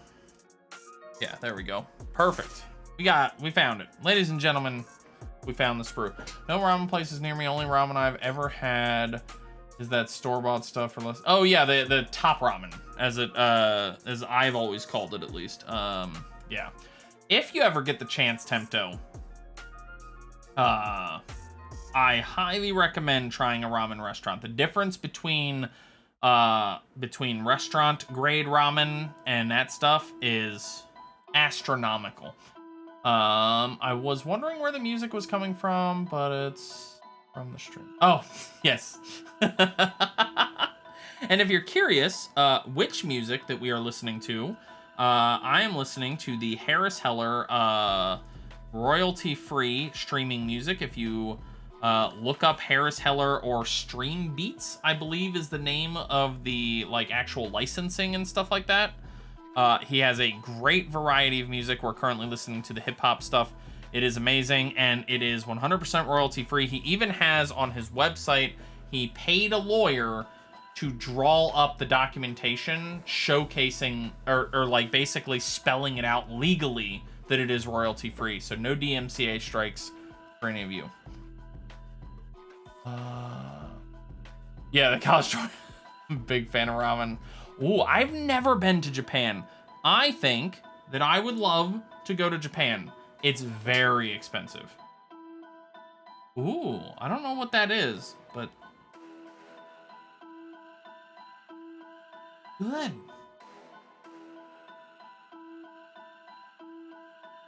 So delicious, guys.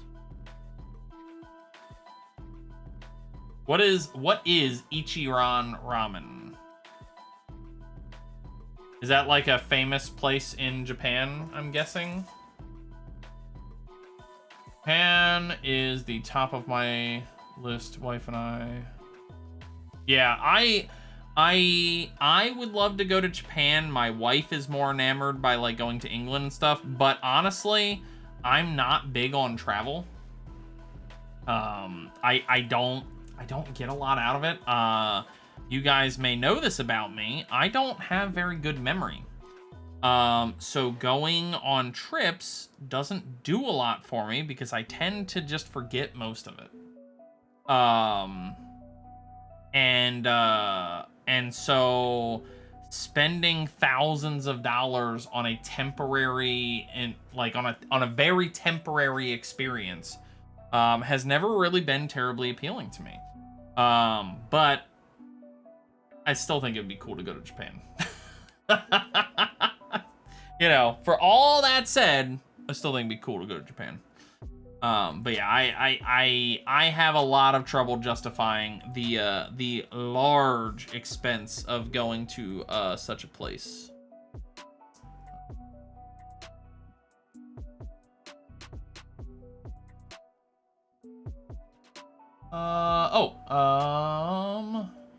Chiran Ramen is a Japanese ramen food service business specializing. Oh, okay. Tonkatsu. Yeah, okay. Japan probably has the best foreign experience. Maybe when you don't live there. But I lived there for 3.5 years, and I'd say. Oh yeah, no, I have definitely. So I'm cheap? No, I spend a lot of money on things. I like things. I happily spend large sums of money on stuff. I have a $200+ model kit here, for that matter. Things over experiences, yes. Because I forget things, and I forget experiences, but that's a thing, you know? It's hard to forget that there's an item in my room when it's right there. So like normally given the choice, I would, so like, for example, if it was say $4,000 to go to Japan for me and my wife, assuming we could find something to do with the little one while we were, away, my probable, decision on that would be no, thanks. I'd probably prefer to buy 2 new computers for both of us, or to upgrade our entertainment system or something like that. You know, I'm not gonna, even if I wanted to use that money as purely fun money, I'm not talking about paying off debts. I'm just talking about what would I spend that money on if I could just buy anything I want. It's probably going to be doing something like that. Like, if I have $4 grand to spend on like fun, willy-nilly, whatever I want, I'm probably spending that $4 grand upgrading my television, doing that kind of stuff. So that's just me though. Memory is pretty bad, but when it comes to experiences, I usually have enough of trip. Yeah. And I like going, so like, I think that like, oh goddamn. As far as like trips and stuff are concerned, I don't mind going on trips. I just don't like paying for them. You know, I don't like the cost of going on trips. So what always comes to mind is like, I love going on day trips with my wife. One of my favorite experiences, as far as that kind of stuff, was when we moved up here. We drove up here and we took the long drive from California up to here, which drove us through the redwoods. And that was a fantastic time. I highly recommend seeing the redwoods. The redwood forest on the California coast in Northern California and stuff like that is utterly gorgeous. So highly recommend that. But like, we were going to spend the money to move anyway. So like, the idea of like, okay, well, it's gonna cost us another, what, you know, a little bit extra, just to take a slightly longer path, take another night. It's another day, but it's not like $4 grand. That was like maybe a couple $100 extra, instead of like thousands of dollars. And then you got to figure out what to do with the 5-year-old, and then you got to do all this and all this. And yeah, so yeah, that tends to be where I land on that kind of stuff. I've got nothing against travel. I'm not like Scrooge McDuck about it, but just like, for me, man, there's $2,000 TVs that I like a lot more right now, I guess, you know. So all right, so we gotta find B8 and A1. Or what? A17, sorry, 7. There it is. So this is the tip of the tail right here.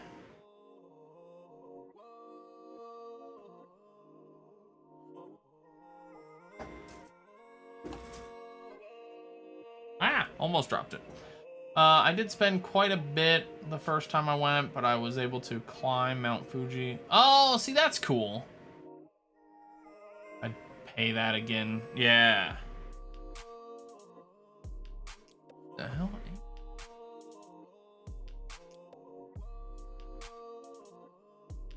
All right. Huh. Okay. All right. Sure. Why not? I guess I am just lucky because I live and work in Asia half the year normally. This is my career. So I can take trips to Japan or Korea or wherever from my second home, HK. Oh, okay. For like super cheap. Yeah. It's yeah. I mean, and that goes for a lot of trips, right? Like. One of the things that my wife and I have actually sort of become, and you guys are going to laugh at this, I think that we're cruise people. We went on a cruise, so my grandfather wanted to pay for a family reunion kind of situation. So he bought tickets to a cruise. All we had to do was pay for the flight. So we did, of course. How do you say no to that? It was like a 7-day cruise. It was before we had a kid, and it was fantastic. So cruises are weird, but the best part about a cruise is that you have nothing else to worry about. You pay for the cruise, how much ever that costs, $2 grand, $4 grand, whatever you're gonna get, and then everything is done for you. Everything. It's a totally inclusive experience, and that is so relieving. You don't have to worry about where you're going to eat dinner. You don't have to try and find the cool local restaurants. You don't have to worry about the cost of the food. You don't have to worry about running out of money on the trip. Everything is all up front. So if you have $3,000 to spend on a trip for you and your wife, or you and your wife and your kid or whatever, and you know you cannot go over that amount of money. Like this is a hard limit on the budget. If I go over this, I'm going to be in a lot of trouble. Cruise all the way. Plus you get some beautiful locations being out on the water like that. I thought it was spectacular. We went to the Bahamas, and I thought it was an excellent time. I probably sound like a 100-year-old right now. Seeing the Titanic and those types of trips are not. Oh, well, I don't know if the Titanic is a great example. I just like it because of how all-inclusive it is. I understand that there's like, I believe that there are like hotels and stuff that also do that same sort of thing, where it's like all-inclusive. You come here, you don't leave the hotel because we're actually in a really bad country or something like that. Stay in the hotel, and there's a cool beach right in the hotel, and everything is paid for. You pay for nothing. That kind of stuff, I'm in on it. And that's just because, like, when I actually kind of did this backwards. Because, like, when I'm thinking about trips, I don't want to have to worry about the money of the trip after I've already paid out the money. And that helps solve that problem in a big way. So, actually, we need the A sheet a lot. I accidentally did the tail tip. I went to here. I didn't do this. So, I accidentally did this piece here. I need to go back and do this whole section here. So, on a whim, I just priced out plane tickets to Japan. There's no way my wife and I would go coach. A long trip, lowest price. Yeah. Well, yeah, and the only way it's even remotely affordable is if you're willing to go coach. You know what I mean? Like, if you're not gonna go coach, yeah, that plane ticket is massive. You could book with a tour group for trips to Japan. They food breakfast for sure. Lunch is on. Dollar and dinner should be covered, or you can pay for your own dinner. Yeah. And I think that's like, I think that's interesting. The only problem with that kind of stuff, for me, tends to be that then they like pick, you know, like one of the benefits of the cruises is that they don't know what anybody's going to want to eat. So they have everything. You want a steak dinner? There's a steak dinner. You want this? There's that, whatever the case is, they just have everything on the ship. Which, as a man who likes to eat, like that plan. All you can eat ice cream, all you can eat gelato ice cream on the last ship I was on. I probably gained like 30 pounds. It was insane. Yeah.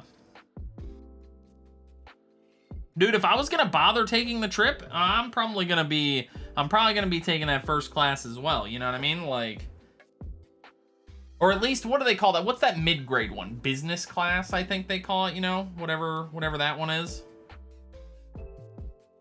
I definitely think that I would agree with Tempto that that coach is not the way to go for a what would probably, what's the length of that flight? I think like 12 hours or something. 12-hour flight in coach. Nah. Yeah, so, you know. Now, granted, I think that it's actually shorter from the West Coast, but 17 hours, yeah. So I'm not doing a 17-hour flight in coach. No thanks. Yikes.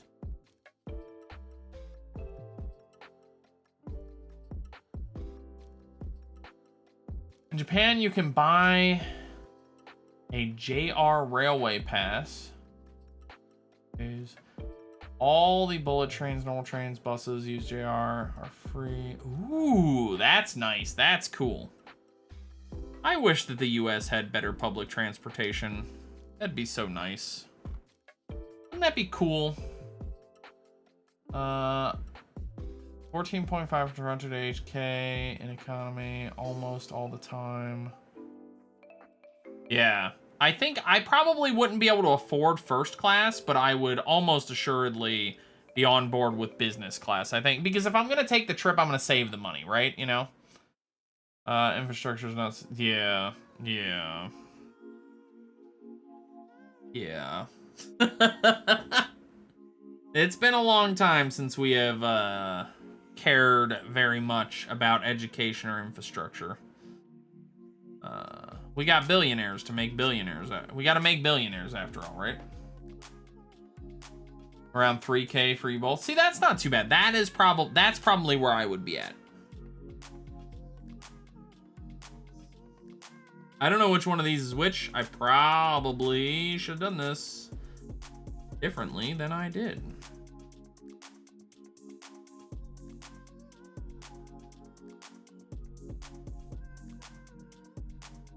There we go. All right, good. Oh yeah, it's taking a 17-hour flight is not cheap, my friend. Not cheap.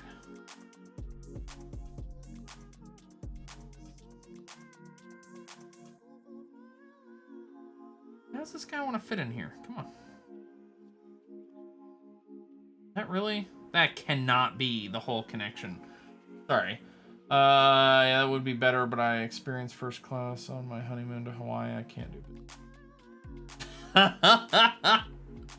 Well, that's on you then. You know, like, no, that's not possible. And that was, in fact, incorrect. Okay, good. So these are specifically slotted to their slot. Okay, cool. All right. Now we gotta look for A11.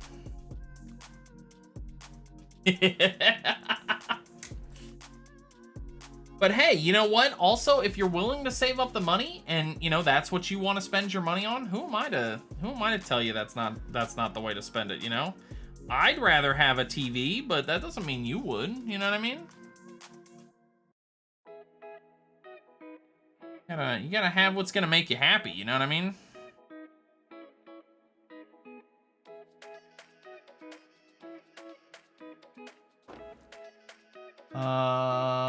I never fly direct from Toronto to Osaka or whatever, but if I can do the 14.5 to H County Con, I think 12 to Japan would be a cake.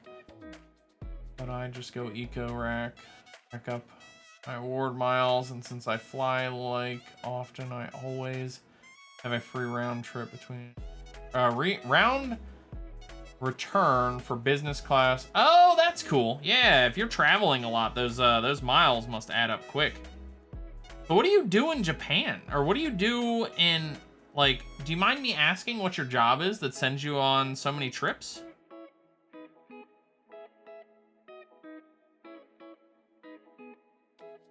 Yeah, I'm gonna have to see if she and I can start seriously putting away for it. I want to go before I retire. Oh, okay. I haven't done direct to Japan because it's expensive, and I've always done layovers. Yeah, I used to do a lot of layovers. Layovers are actually my preference. I'm a tall-ish person. I'm about 6 foot tall. It's not like I'm not outrageously tall, but I'm a little tall, and so the seats get really uncomfortable. Over time, over like a long flight, so I need to get off that plane and move around and eat a real meal on the ground. So if I'm taking like a 5-hour flight, I like, even though it usually means that it's actually like a 7 or 8 hours of travel, I much prefer to take a 3-hour flight, do a stop, and then take another flight thereafter. And I do that because, like, I like to get up, I like to eat. I say a real meal, I'm talking about like airport food, you know, McDonald's at the airport or whatever. But, you know, it's at least nice. And now especially, we have a 5-year-old. I cannot fathom the idea of a 5+ hour straight flight. I would go insane. Insane. So yeah, I'm a fan of layovers. Not because I think that they're better, because they do actually waste a lot of time. But I'm a fan of them because they are, I guess what you might call more convenient for my particular life. Graphic design. Oh, okay, cool. Yeah, I knew you were a photographer, you know, obviously. But I didn't realize that you just had that much clientele over there. So that's cool. I have about 20 in Japan that I work with every year. For photography, then 15 more in Hong Kong. Well, damn, okay. I just don't live there full time because I don't want to give up my Canadian citizen benefits. Oh, gotcha. Okay. I was gonna say that would have been my next question: is why don't you just go live there? If most of your clientele is there and stuff like that, like.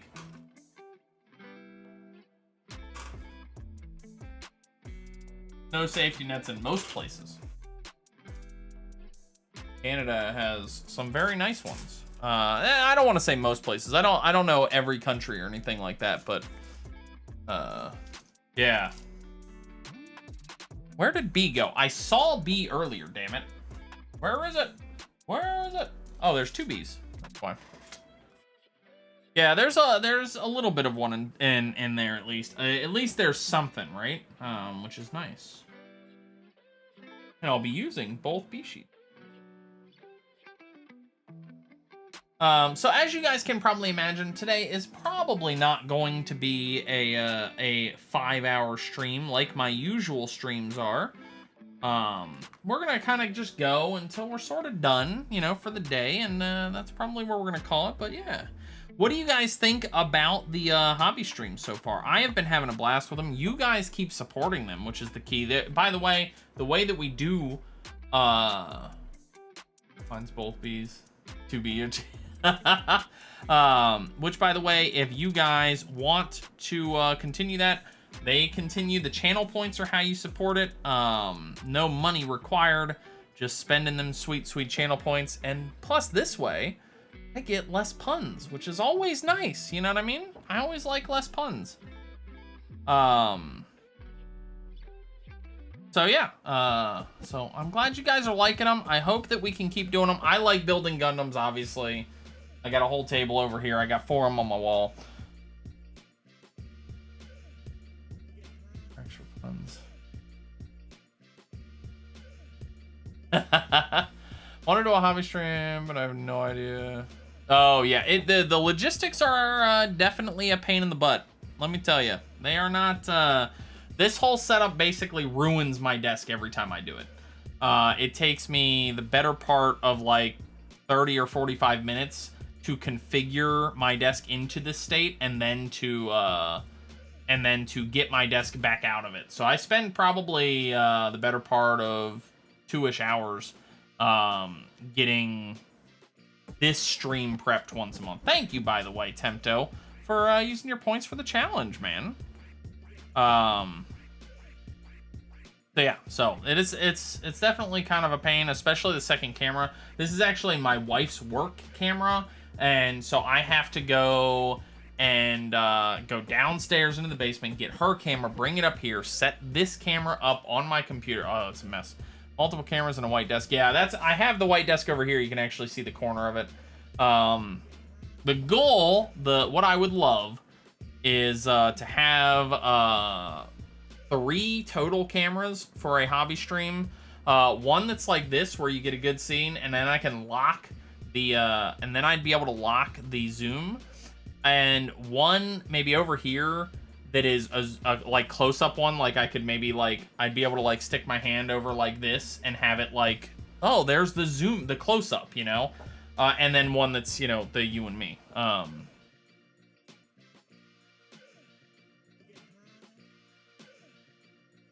GoPro, since I have several, but I couldn't get it to. Oh, interesting, huh?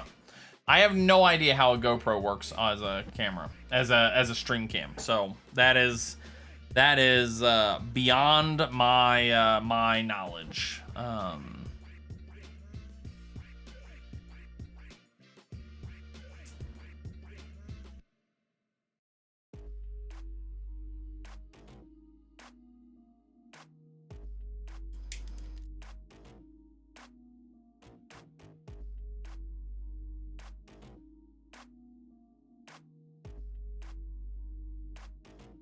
This is a bit tight. This is a little bit more tight than I'd like it to be. You can see this piece, this red piece, jiggle around a little bit when I'm trying to move stuff around. But it's not awful. It's just it's a little tiny bit on the tighter side. This kit so far has been very good to build, but I will say this kit, this company needs glue more than other gun kits I built. Oh, go have some tacos, buddy. Get out of here, man. What are you doing? I'll catch you later, buddy. Enjoy the tacos, my friend. And yeah, man. Enjoy the lurk. I keep thinking you're building Mechagodzilla. Oh, no, not him. Although I would build a Mechagodzilla. I've got a couple in the pipe.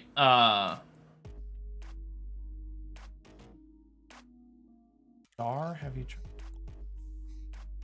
Oh, Star Heavy. Oh, yeah, okay. I was like, what? I call him Stargate. And so I was really confused for a second, Crad. I was like, what is going on?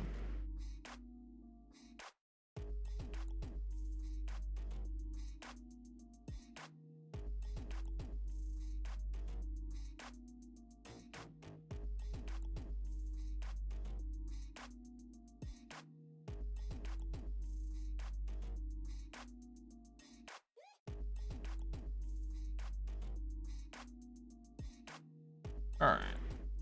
Go. Cleaned up. Tried it, but it connect to OBS. But it would, I'm guessing it wouldn't connect. Via USB-C cable, the blue dot should appear on the GoPro icon. Successfully connected to the webcam mode. Select your GoPro as the default camera. Yeah. I bet that there are like tutorials and stuff out there that you'll be able to find. That I know that people find ways to use GoPros as live streaming cameras. So, I am certain that there's a solution out there for it. You know what I mean? Like, what do we got? Oh my, okay. And then that frickin' engine came off again. Jeez, oh, yeah. That's the biggest downside so far to these kits. They take, they want glue more than other kits. More by a long shot, more than other kits. Like if I build a Gundam kit, first answer you search, nice. Like the Gundam kits that I usually build, like occasionally I'll get like one piece that's kind of like, hey, you know, this piece is probably a little better with glue, but fine without. This kit, these engines down here desperately want glue. This whole contraption here, I would want some glue for all of this, to glue all this together. These side panels here could probably use a touch of glue just to lock them in place. You can see how it's coming undone a little there. So yeah.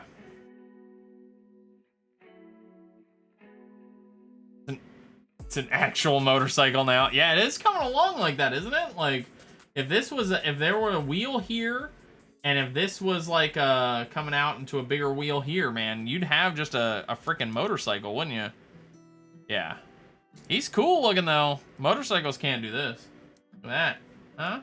Can your motorcycle do that? I mean, it kind of can. I guess maybe if that was... Yeah, I guess it kind of can. Fine. Motorcycles can do that. Me.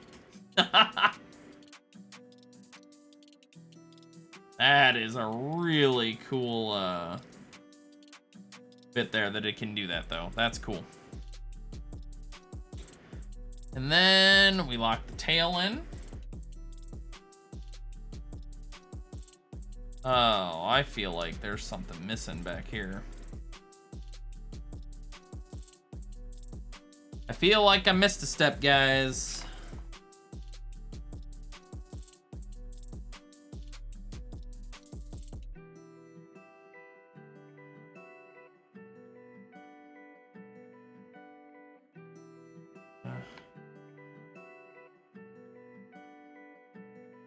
This? Yep. We did. We missed a step. How are we gonna get that in there? Oh, we're just gonna...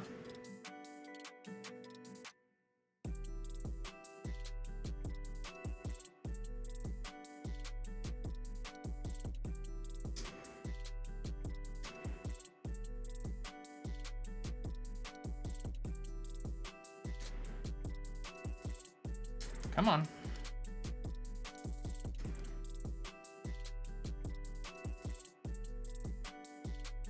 Come on. There we go. All right. I knew something was wrong. Okay, I've seen some animes that can... Interesting things with vehicles and called Gundam. Yeah. Dude, if you've never watched Zoids, I recommend it. There's on Netflix currently, there's a show called Zoids Wild, which I thought was fun. A little bit more kid-centric than some of the previous Zoids, I feel. All of Zoids, to be clear, are a little bit more like focused around like kid protagonists and stuff like that. But I think they're very, very good shows. Like them a lot, personally.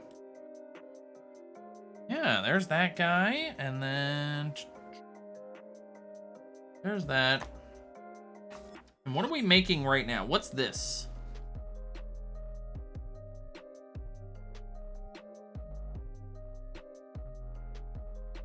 Is this part of the front leg? Is that what we're looking at here? I bet it is. See, it says right here, we worked on body 1, body 2, tail. Those are all done, and then we start the front leg. Yep, so that's gonna be the top of the front leg. Okay.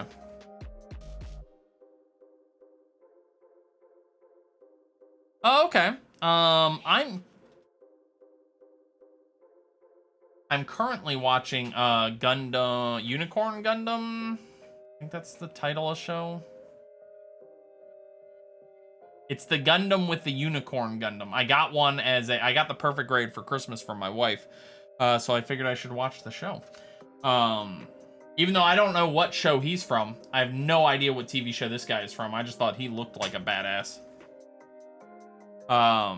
Gorgeous animation, but it does tend to have the same problem that I have with a lot of Gundam, which is that so like if a TV show is a main course meal, and separated out into its like sort of component parts, in a Gundam show, the steak of the meal, the main dish of the meal is war drama. And the side, the French fries or the salad or whatever, that's the actual giant robots. That's not what I usually want. You know what I mean? Might be from Blood or Hot-Blooded Orphans. Is that the one? I think I know which one you're talking about. But yeah, he's Turn Red, Astra, I think. Astra Turn Red or something like that. I don't remember his name. I don't know most Gundam names because I don't really watch Gundam. I just think that they look really cool. I think that the Gundam designs are killer. But I never watch the shows because, like I said, I don't tend to get as much into that sort of like war drama kind of stuff there.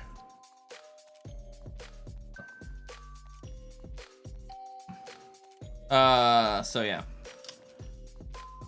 All right. Here's what I'm gonna do though. I'm gonna take a very quick break here for just a quick minute, and that way I can get up, stretch my legs a little bit. I think that I'm gonna go. I think we're probably gonna go for about 1 more hour here today, maybe until maybe about 5 o'clock. So I think we got about another hour. Gundam Seed. Oh, I've never seen Seed either. But yeah. So, anyways, I'm gonna take a quick break. I'll be right back. So yeah, give me just a minute.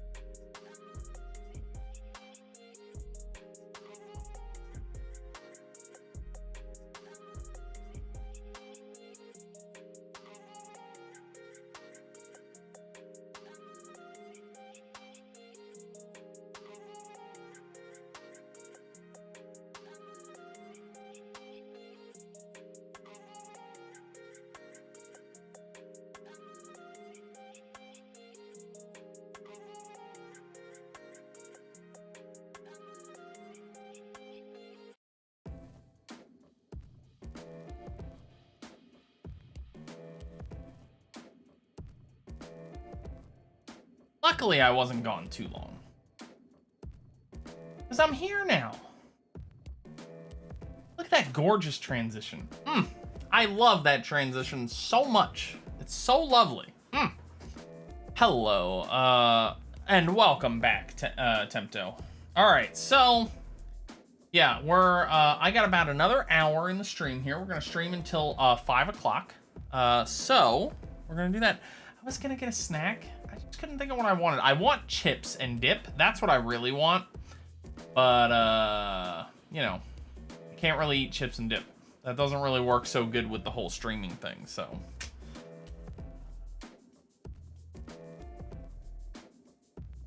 Who did you get to do your emotes and all your badge icons? It's a lady who actually I haven't spoken to in quite a long time. This was a long time ago when I very first started streaming.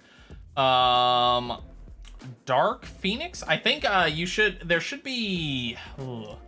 I hope that I didn't screw up and that there's still info and down below about it. I hope.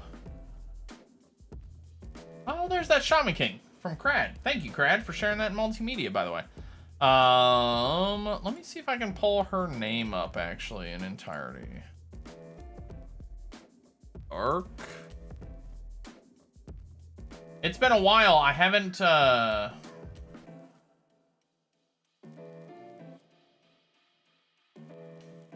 It's been a long time. I actually have forgotten.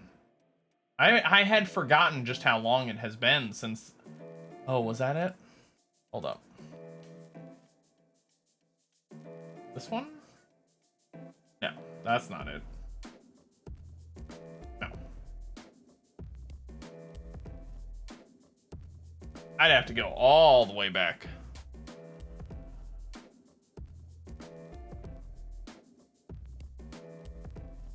Discard again.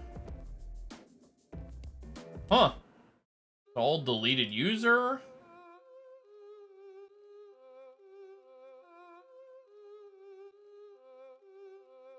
Let's see. I'd actually like to find her again too, because I think I might want to get another couple emotes done at some point here soon. Yeah, it was Dark Phoenix. Thanks, Discord. Yeah, so Dark Phoenix is the lady's name. Let's see. I've had an interesting combo of chips and dips. Rest. Oof. I'm not a salsa person. I like queso. That's my dip. I don't like salt at all. Oh my god. That's an absolute false statement. I don't like onions at all. I said salt because I was thinking of chips. I love salt. I hate onions. I'm looking for someone to get some of these things done. Yes, you should. Yeah, you absolutely have to be willing to pay. Quick note. Always pay your artists. I know that for you because you've already said that you're willing to pay. Just a general sentiment. Never don't pay your artists. It's rude. But yeah, if you want, let me hit them up and see if they're open to me passing their info along. And yeah, exposure doesn't pay no bills. As a matter of fact, I'm pretty sure that they are. So why would they not be? Let me pull up the info here. I've actually got a few different artists. If you don't like this lady, or if the prices aren't in your ballpark or something like that, let me know.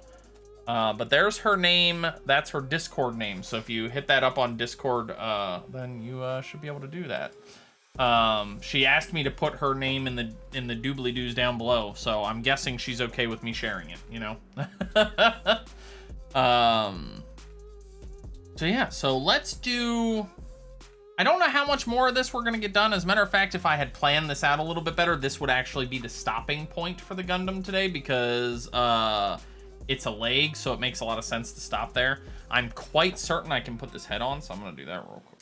Oh, you can't. Yes, you can. Silly Gundam.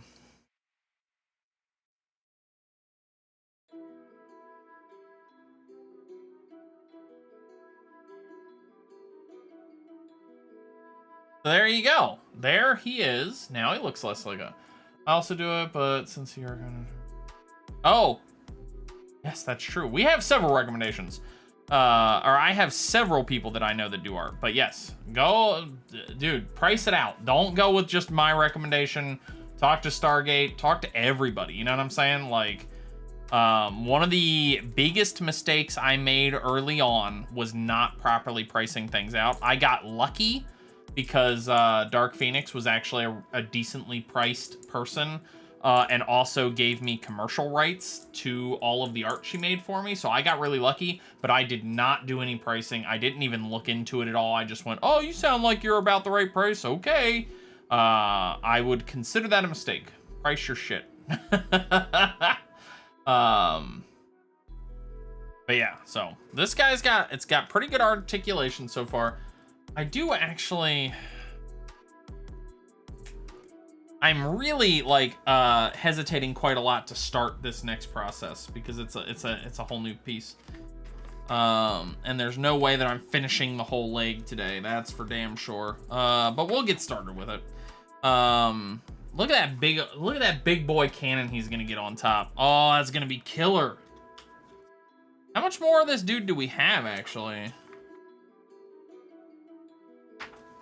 Oh, this is gonna be it. Okay, so we got, oh,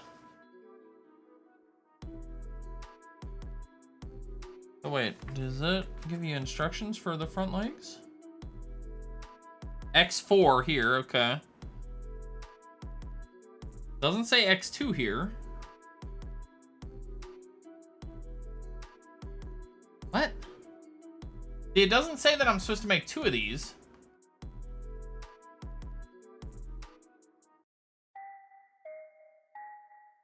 Metal Garurumon. Oh, yeah. Oh, dude, speaking of which.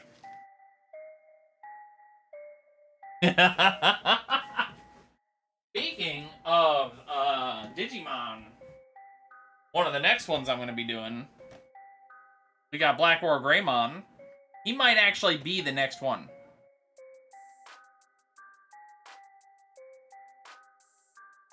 He might actually be the next guy that we do after this. So there's a good chance. Look at the next step. So there's this one. I'm not seeing. Oh, there it is. Yeah, I'm smart. Yeah, yeah. I'm real good. I got that big brain, you know? Big brain. Okay, we're gonna try this headphones again. Apparently my hair did not agree with that equipping of the headphones right there. All right, let's at least do this. Maybe we'll try. Look at that shirt that you're wearing. Is that space shirt? Here, if you want to show people, you gotta come over here. Now say hi. Hi, look at my shirt, guys. Is that a cool shirt? Yeah, this shirt is a space shirt. You gotta keep it on. They can see it. Can't show your belly. Nobody wants to see your belly. They just want to tickle it. Everybody likes tickling bellies. All right, get going. Did you finish cleaning up? Socks too, please. Socks and clean up. And then we'll go on our snow walk. Go. Keep going. Shut the door, please. Silly man.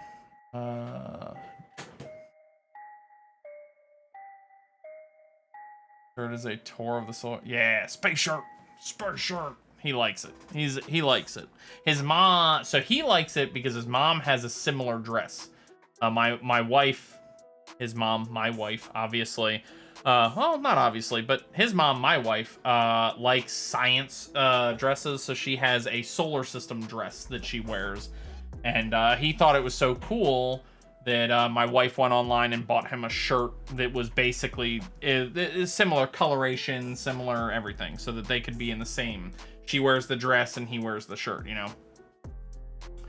But yeah, all right. So I wanna do a little bit before I get too far. L. I know which one L is. L is the red one, right? So L is easy for me to find. It's the red one.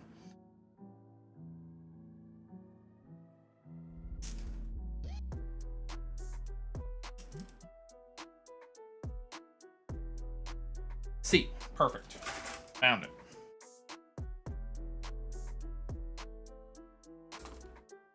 right, so we're looking for L4 here.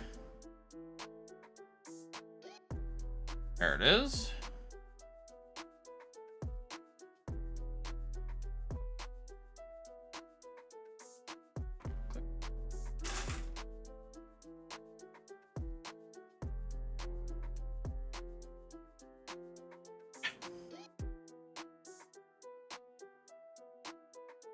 Sometimes I look up at my chat and I insist in my own head that I have not read a line of chat yet, and then realize halfway through reading it to myself that I have read it before.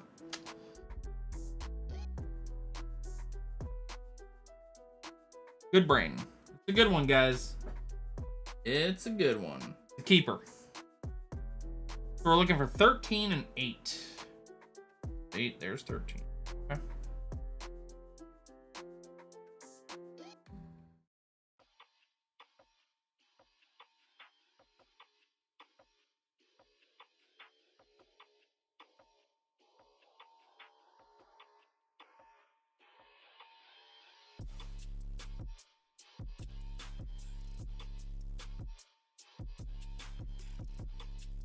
I wonder if it would be a good idea to get sticky notes and just write the letter corresponding to the whole bracket on it and just slap it on. Oh, yes, that is, there's a couple different ways that people organize their Gundam stuff. I think I was talking about it earlier. Over here, you guys can see the very edge of it right here. I actually have plate stands, like dinner plates, the stand-up dinner plates. That's what I use. So my normal Gundam setup is this like wooden dinner plate stand, and I just put the things in there so they sit like this. So they sit sort of up and down, and then, so like if I had them in here like this, the letter is right here or right here on almost every part. So then I just like sit them in here, and then it's like an index, then it's like a book index, and I just go like that. Makes it much easier. On my desk here, I can't fit those, so that's one of the reasons why I'd be really excited to do Gundam streams over there. The only downside to doing Gundam streams over there would be that, like, I do my Gundams, like, so this is my off time activity as well, but I'm trying to make it so that all the Gundam work that I do here is all on here, so I'd have to, like, switch back and forth between two Gundams, which would be, oh, I could see that getting confusing. But it would be worth it.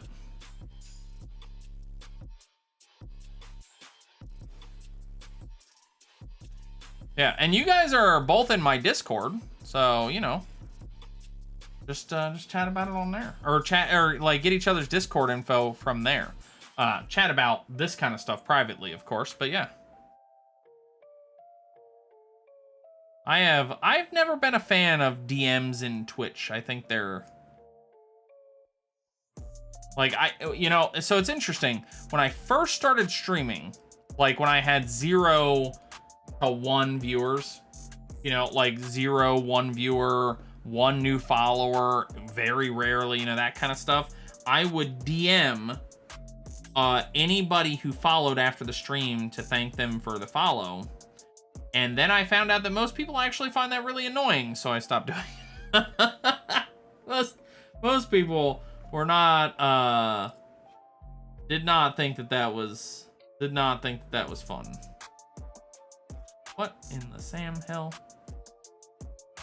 It seems like it goes like this, right? Doesn't it? Yeah. Yeah. All right, dude. Tempto, thank you so much for being here for so long today. I appreciate you hanging out with me while I built up these this Gundam. There will be a VOD up of this on YouTube. Damn it, be in the right window. On the YouTube channel. So come check it out if you want to see the progress that we made after you had to head out for today.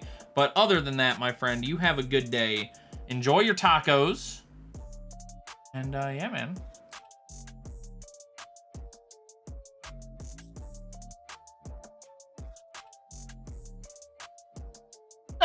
Yeah. Yeah, most people did find. I mean, that's how it was though. Most people don't want to get DMs on Twitch. You know what I'm saying? So some people were cool about it, but yeah, most of my experience trying to do that was people they didn't want it. I'm curious how productive you can actually be while streaming something like this. Oh, not very. Normally, like this kind of a guy, like if I was just dedicating to it and if I was just sitting here just going at it, I would probably, this is probably like, I'd have been done by now, is I guess the idea here. I've done about 3 streams of this guy so far. No. This is my second stream of him, right? Yes, this is my second stream. So that's probably about 5 hours. I don't know if I'd be done. I might be done though. Yeah. I don't know. I'd be a lot further. I use up a lot of time because I like to think of this as also like a good time to chat, to hang out. And so, yeah, I probably would be much further along on this guy. If not done, you know? Disconnect. Come on. 14 and 9. There's 9. Is that, well, what do you, like, I'm curious what you guys think, though. Like, do you guys prefer, like, the heavier focus on, like, hanging out, chatting with you guys? I assume that's the preference. Otherwise, why aren't you, otherwise, you know, I feel like you'd be watching, like, a YouTube video. Or would you guys prefer if there was more progress made, like, a little bit less focus on the chat, you know? Like, once again, I can't imagine that that would be the preference, but just because I can't imagine it doesn't mean it ain't there. You know what I'm saying?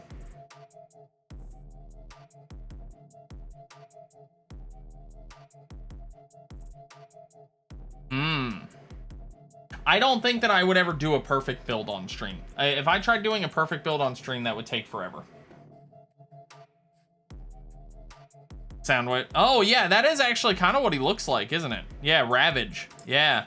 I mean, it's a cat, but yeah, especially like this, especially this side view, you know, like, yeah, I can totally see.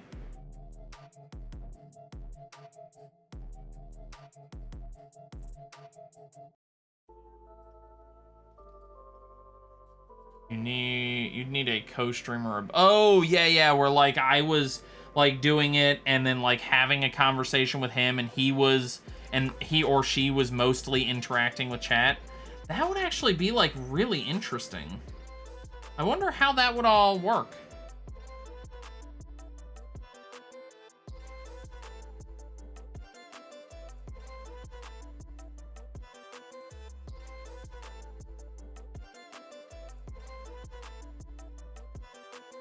This? Yeah, okay.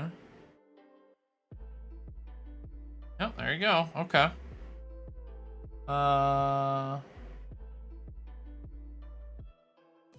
Take turns and yeah, exactly. Yep. That is how she used to. Oh, really? Oh, neat. So she had like a multi-person stream. That would be cool.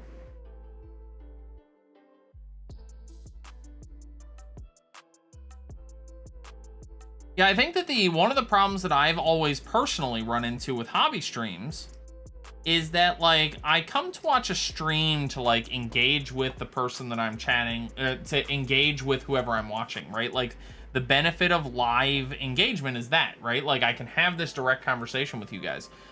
I've been on some hobby streams where they get like really nose to the grindstone with it, and then for like 30-40 minutes they don't look at their chat, they don't respond to their chat, none of that, and I find that personally to be a bit of a turnoff. But sometimes I guess sometimes people just want to watch somebody go, you know, and not feel like it's an edited process like you might get on like a YouTube, where like on YouTube you're pretty sure that that's edited down and all that kind of stuff. Sometimes you want to watch somebody just build, you know. Yeah, that would be cool if I had somebody like in the room hanging out that was reading chat and like, hey, what do you know, and like telling me so that I could just respond without without the need to like constantly look up at it and take my focus entirely off of it. That would be really cool. Although that sounds like more of a job for the other person. A good demo. Oh, that's true. So I could see the... Yeah, that makes sense. Like, you're watching me build this model kit live, so you're getting the benefit of like seeing all the pitfalls of it and all that kind of stuff, and then you can be like, oh, that was really cool. I'm gonna go order that online. Now I feel like I should get some affiliate links.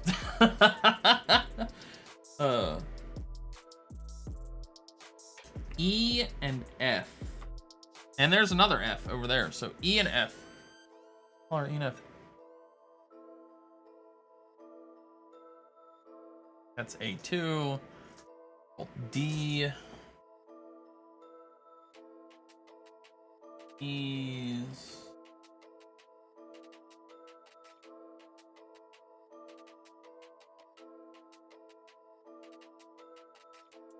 There's E.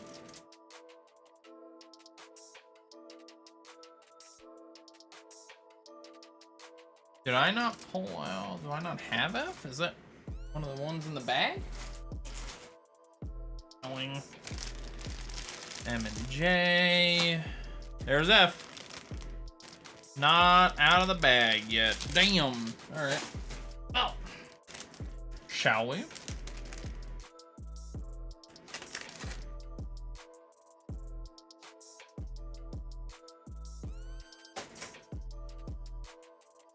All right, so we need E11.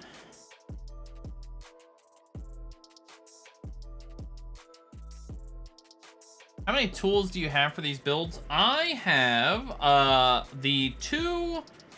You can do a build with 2 tools. I have a couple extras, but the only 2 tools you need, hobby clippers. I recommend the brand God Hand. They're expensive. They're about 50 bucks.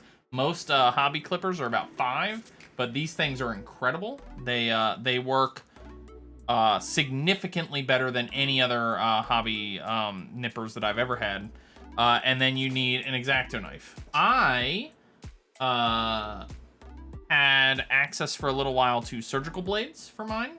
I don't know how I would get those anymore. But the surgical blades, for obvious reasons, are very good as hobby knives. So a hobby knife and clippers, excellent. And then the other thing that I have is I also have, I'll just show you.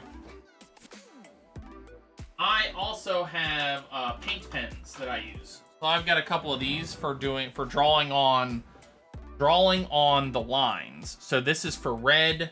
So if I'm gonna draw panel lines for red, whites, and other light colors and dark grays. So this is the one that I would probably use on this color here. And then this one, I don't actually know that I would use this one on this figure at all. And then this one would get used on all the red spots. Makes for really good panel line work. This big fat guy here, as you guys can probably see here, there's a little bit of discoloration that you sometimes get on reds more than any other color. So I got a big fat red pen to work with that, or to help with that. But other than that, that's all the tools. I like to have a nice bright light. If you have a very bright light, those are essential. So what I use is a company called OttLight. I have 2 of them. I have one over here at this hobby station. I have one here, and I think that they are fantastic. The Citadel ones are really good. The metal ones, not the plastic handles. These the black and red ones. Yeah, Citadels are pretty good. I have Privateer Press and just random Amazon ones, and they work fine. They're great. But these God Hand ones are just incredibly good. 50 bucks, so they're expensive. For your first hobby kit, I would not recommend them. But if you get really into it, SP120 God Hand clippers are incredible. Absolutely worth every cent of the 50 bucks I paid for them. Well, my wife got it for me for Christmas, but you get the idea. The PP ones are fine. They're what I used to use for a little while. They're mediocre, I guess. Mediocre is how I would call them. But they served their purpose. And I got them for really cheap because I used to work there. So, sorry, my brain broke for a second. Citadel I like because it doesn't leave that pockmark. Pockmark? What do you mean? What do you mean pockmark? Oh, you talking about the little white, that little bit of white, the discoloration from nipping? Yeah, that's one of the key benefits of the God Hands. They also do not do that. The only color that sometimes will get you is this red, and that's because red is extremely easy to discolor. Although my understanding is that if I was being more careful when I was clipping, they wouldn't do that there either. So.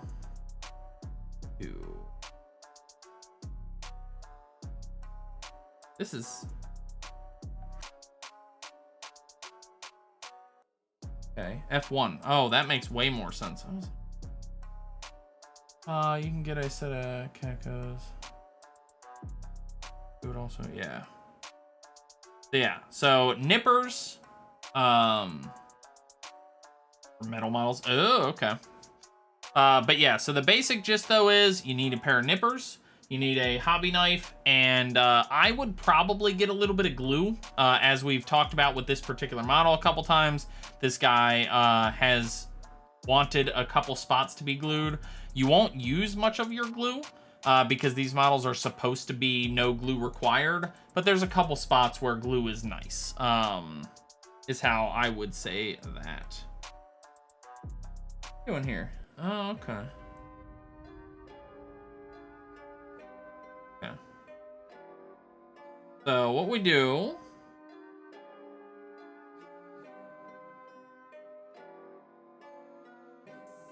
Odd. It goes in there. And see. Oh, interesting. So that it can like... Oh, that's kind of cool, actually. Huh. All right. Sure. Okay. All right.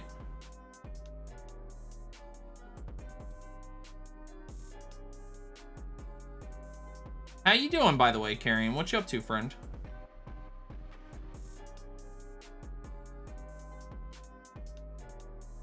Okay. Work. Ah, yes. Good old work.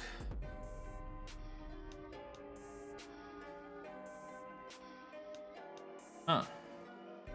This piece is not very smooth.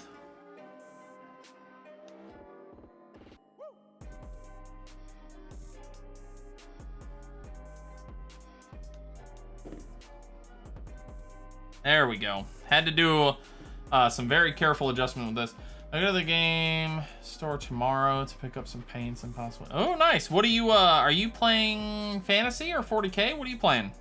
I'm guessing not War Machine. F3 is the next.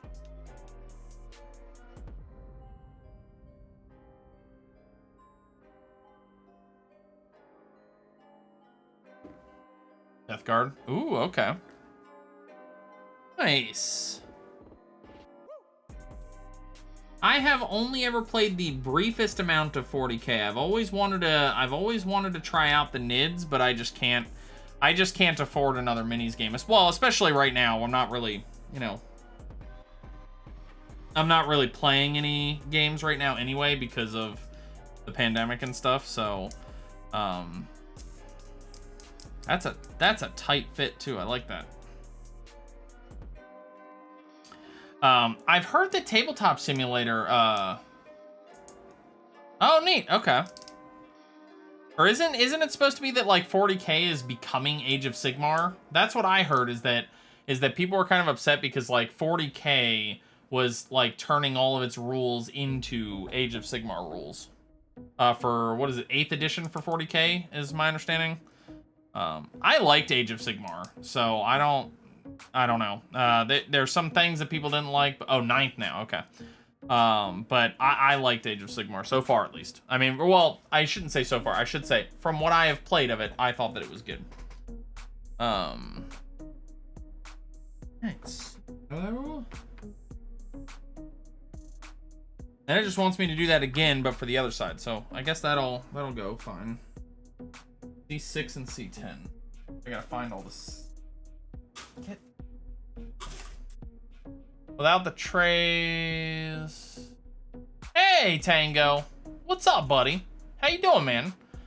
I played fantasy for the movement trays. Without the trays, I'm not. Oh, interesting. I mean, you can. They still have movement trays. You just they just don't work. Still use movement trays. Good. Have you? Oh, thanks, buddy. I appreciate it. What did you just like the large army formation? Like, I can't imagine that the actual thing that kept you in there was wanting to have model trays. Because like I don't know, in 8th edition I played ogres. Okay, I gotta run.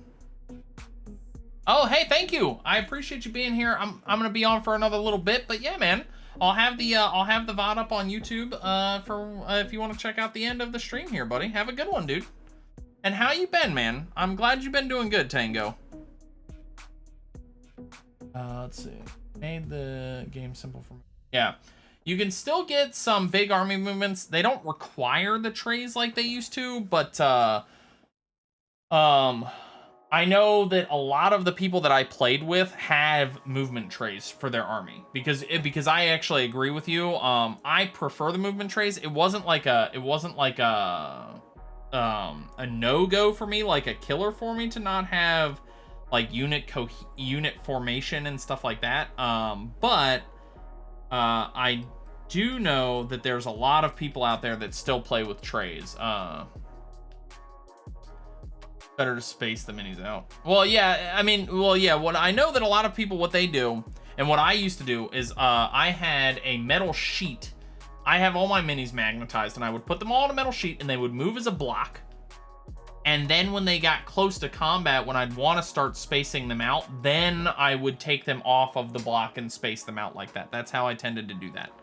And I thought that that worked really nice.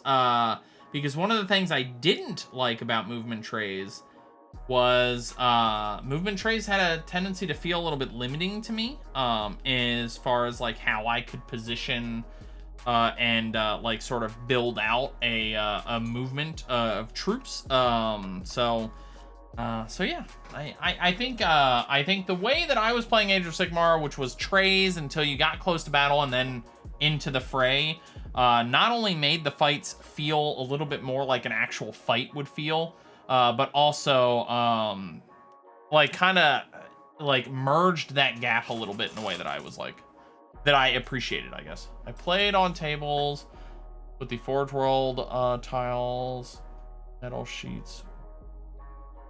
Oh, yeah. Yeah, I could see what, yeah, with those nicely painted ones and stuff like that. Well, then you just pick it up.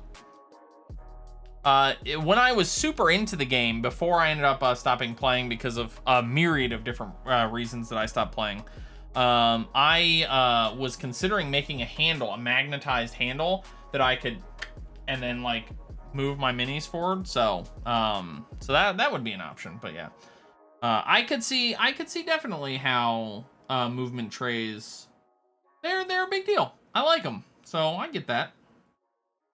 It, like I said, it didn't end up being a like showstopper for me, but you know, I get it.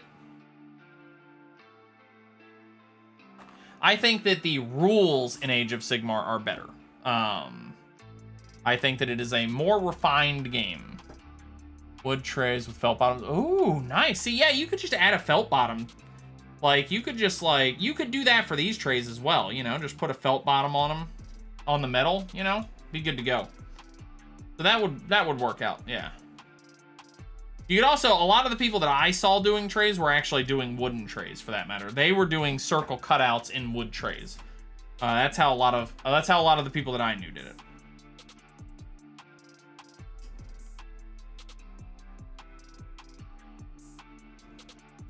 Go.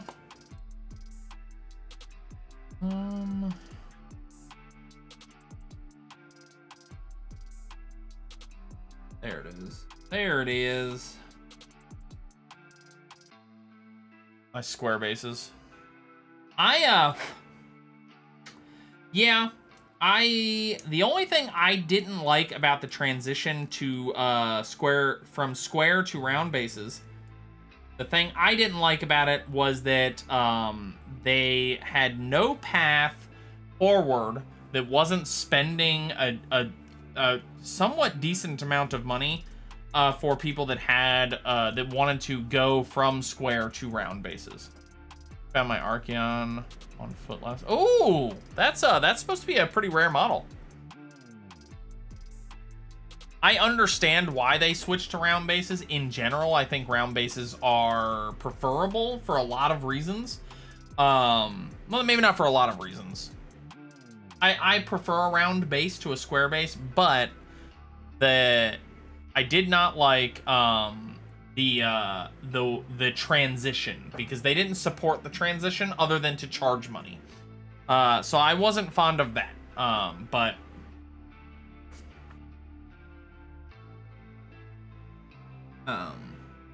yeah, luckily for me, most of the army that I actually played in Age of Sigmar was all purchased after AOS came out, so I was able to get most of my stuff on round bases anyway.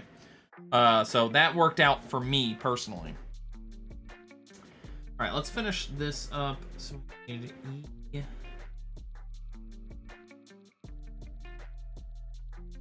We're gonna take the F parts off. I'm gonna need to find that E part.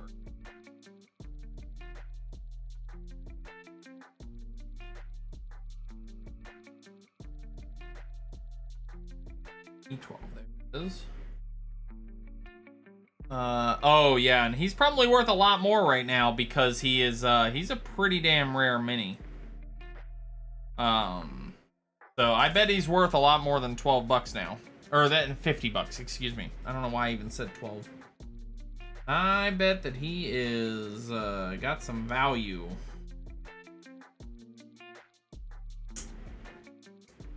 Go. Wait. I don't need that second one. Wait, now it wants... Yeah, nope, never mind. I did that again. Only one on eBay is 80 bucks. Oh, really? I would have thought it'd been more than that, actually. Okay. 80's not too bad. You know, if you paid 50 for it and you can find them for 80 now, that's actually not awful. Okay. I mean, that's a profit, right? But personally, that's not the Archeon I'd want anyway. I want that big boy on a dragon. That's the one I want. You know what I'm saying? Like, that's one of the things I like about Warhammer Fantasy is the big models. You know, he is just a Chaos Lord. Yeah, he's there. They let him. They let you. Oh, yeah. Well, yeah, in Age of Sigmar, I don't even think you put lords in units anymore at all. I don't even think that's a thing anymore. Unless I am misremembering, which is very possible. I do tend to misremember things.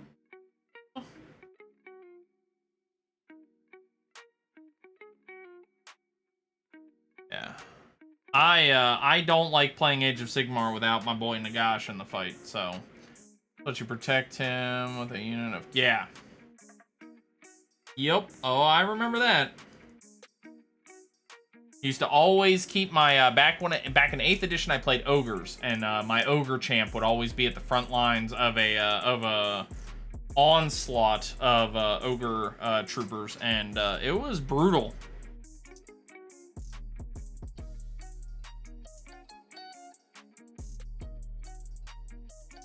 I hope that when they put ogres in Total War 3, that they make them cool.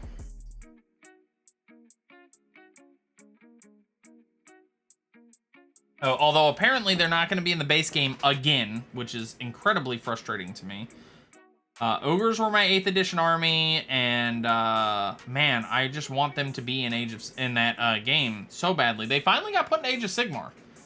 And I haven't played Age of Sigmar since Ogres got put in, so I'd be interested to check out how Ogres are doing now that they're properly in Age of Sigmar, more than just the Beast Rider Ogres.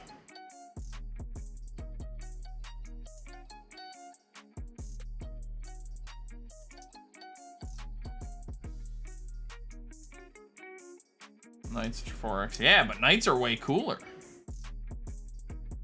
Way cooler because they're on horses, you know? I'd be on a horse if I could be on a horse. Bring out the Chaos Dwarves. I think that that's one of the other factions that they intend to bring out with the new game.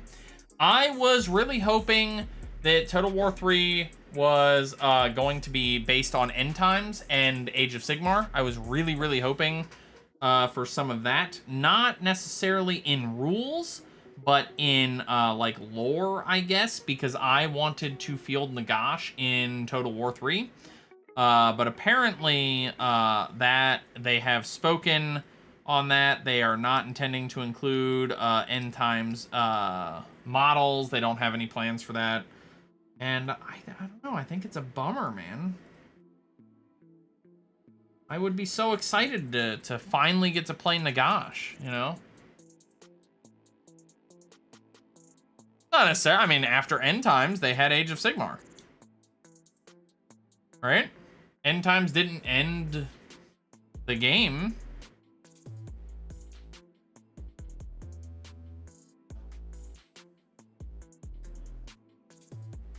Let's see.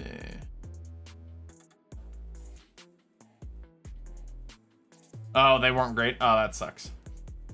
The same unit based.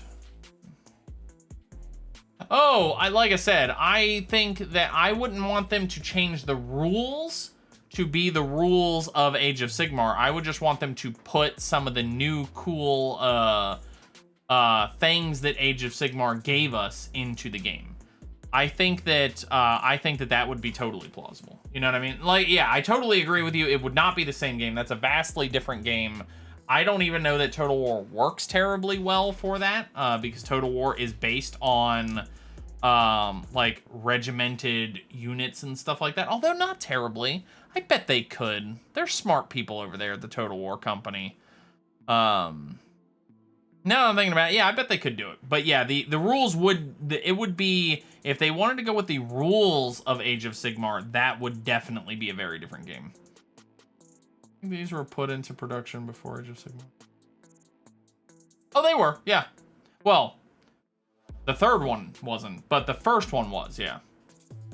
Using old IP license. Yeah, I wonder if that's what it is. If maybe that is the thing, is that they're using like 8th edition license, and then when they talk to, and then maybe it's like a thing where that talking to Games Workshop, they are like, oh yeah, if you want to re-up your negotiation, you'd have to pay us more big bucks, you know?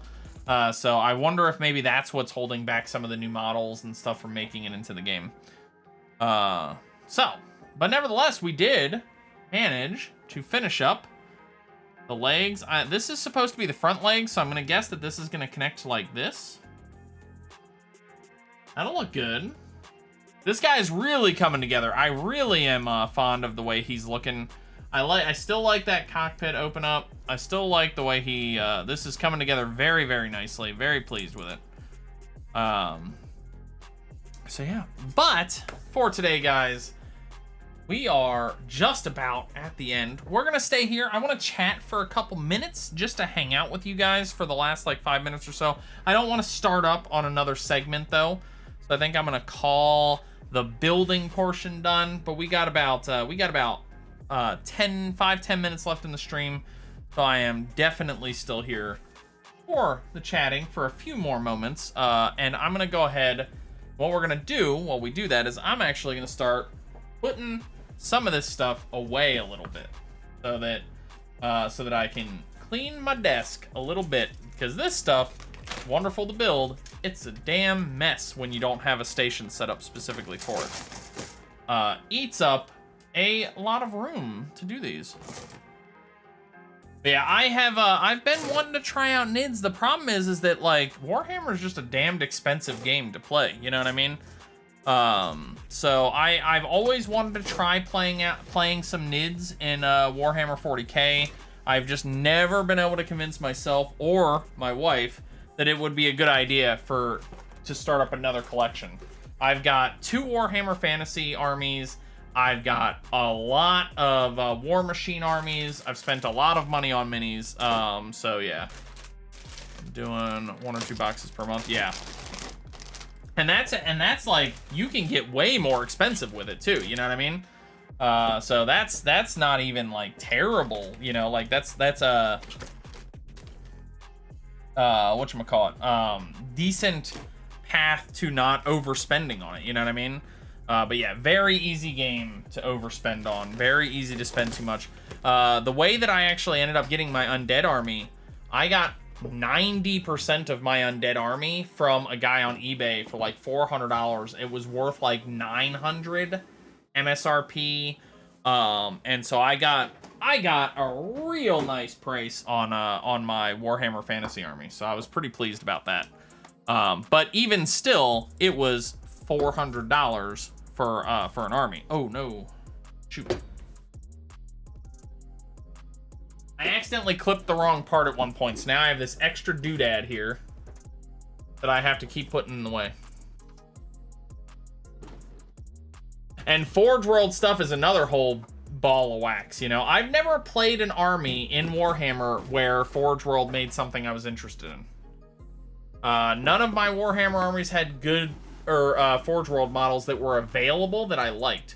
I actually have obtained a couple of Forge World like concoctions that somebody sort of custom made for the Ogre Riders. But they aren't even official Forge World models from Forge World. It was Forge World, whatever the Ogre mounts are. I forget the names of those mounts that they use off the top of my head, but whatever those are, Forge World sold those separately, and then let's switch over here to this. And then I ended up buying them separately, or I bought them as a combined unit. Somebody custom built them, basically. So that was pretty cool, but was not technically a Forge World model.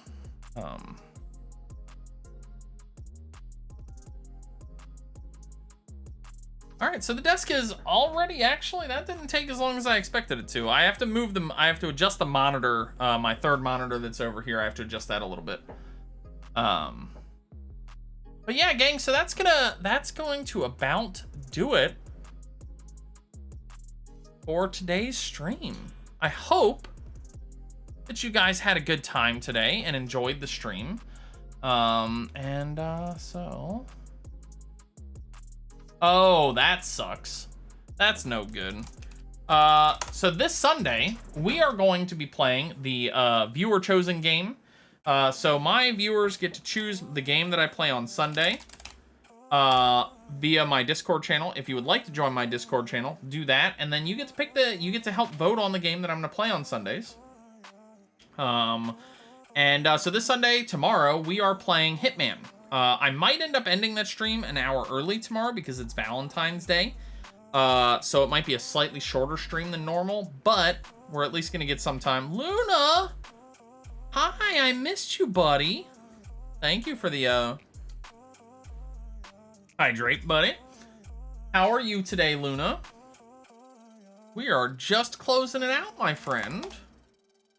But yeah, so, do that, and we're going to be playing... I lost my whole train of thought. Oh my god. Tomorrow, Hitman. Mark it on your calendars. I'm going to be hitting some dudes. I'm going to be hitting men in order to assassinate them. It's going to be good. We're going to have a good time. So let's do that. In the meantime...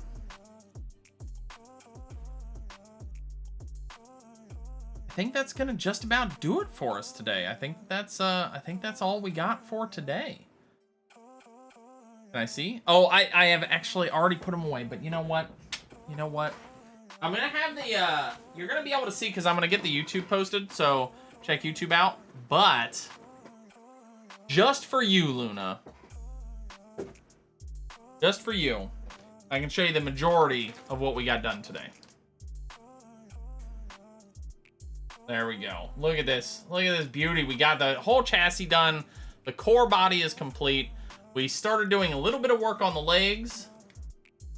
And so yeah. So made some really good progress today. I think the legs are going to be quick. I actually think that the next time we do a stream for this, we're going to finish this one and potentially even have time for starting our next build. It looks like a Zoid snake. Dude, that's what it should look like. Except that it's going to be a Zoids cat. Doing Death Guard first and might do some Thousand Suns after. Ooh, that's cool. Nice. I don't know too much about 40k minis, other than I think they're cool. So, you know. But yeah. Guys, I do think that's going to do it. My son is actually just on the outside of the door. He is very excited because he knows it snowed. We got about, I don't even want to say a foot of snow. We got some snow.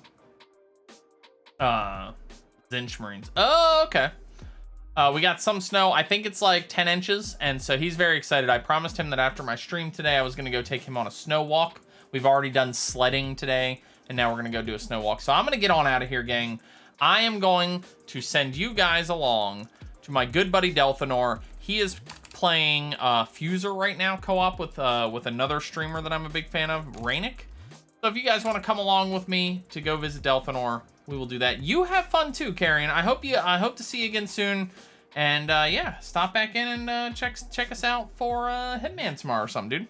All right, gang. Have a good night. I will see you all tomorrow. Bye.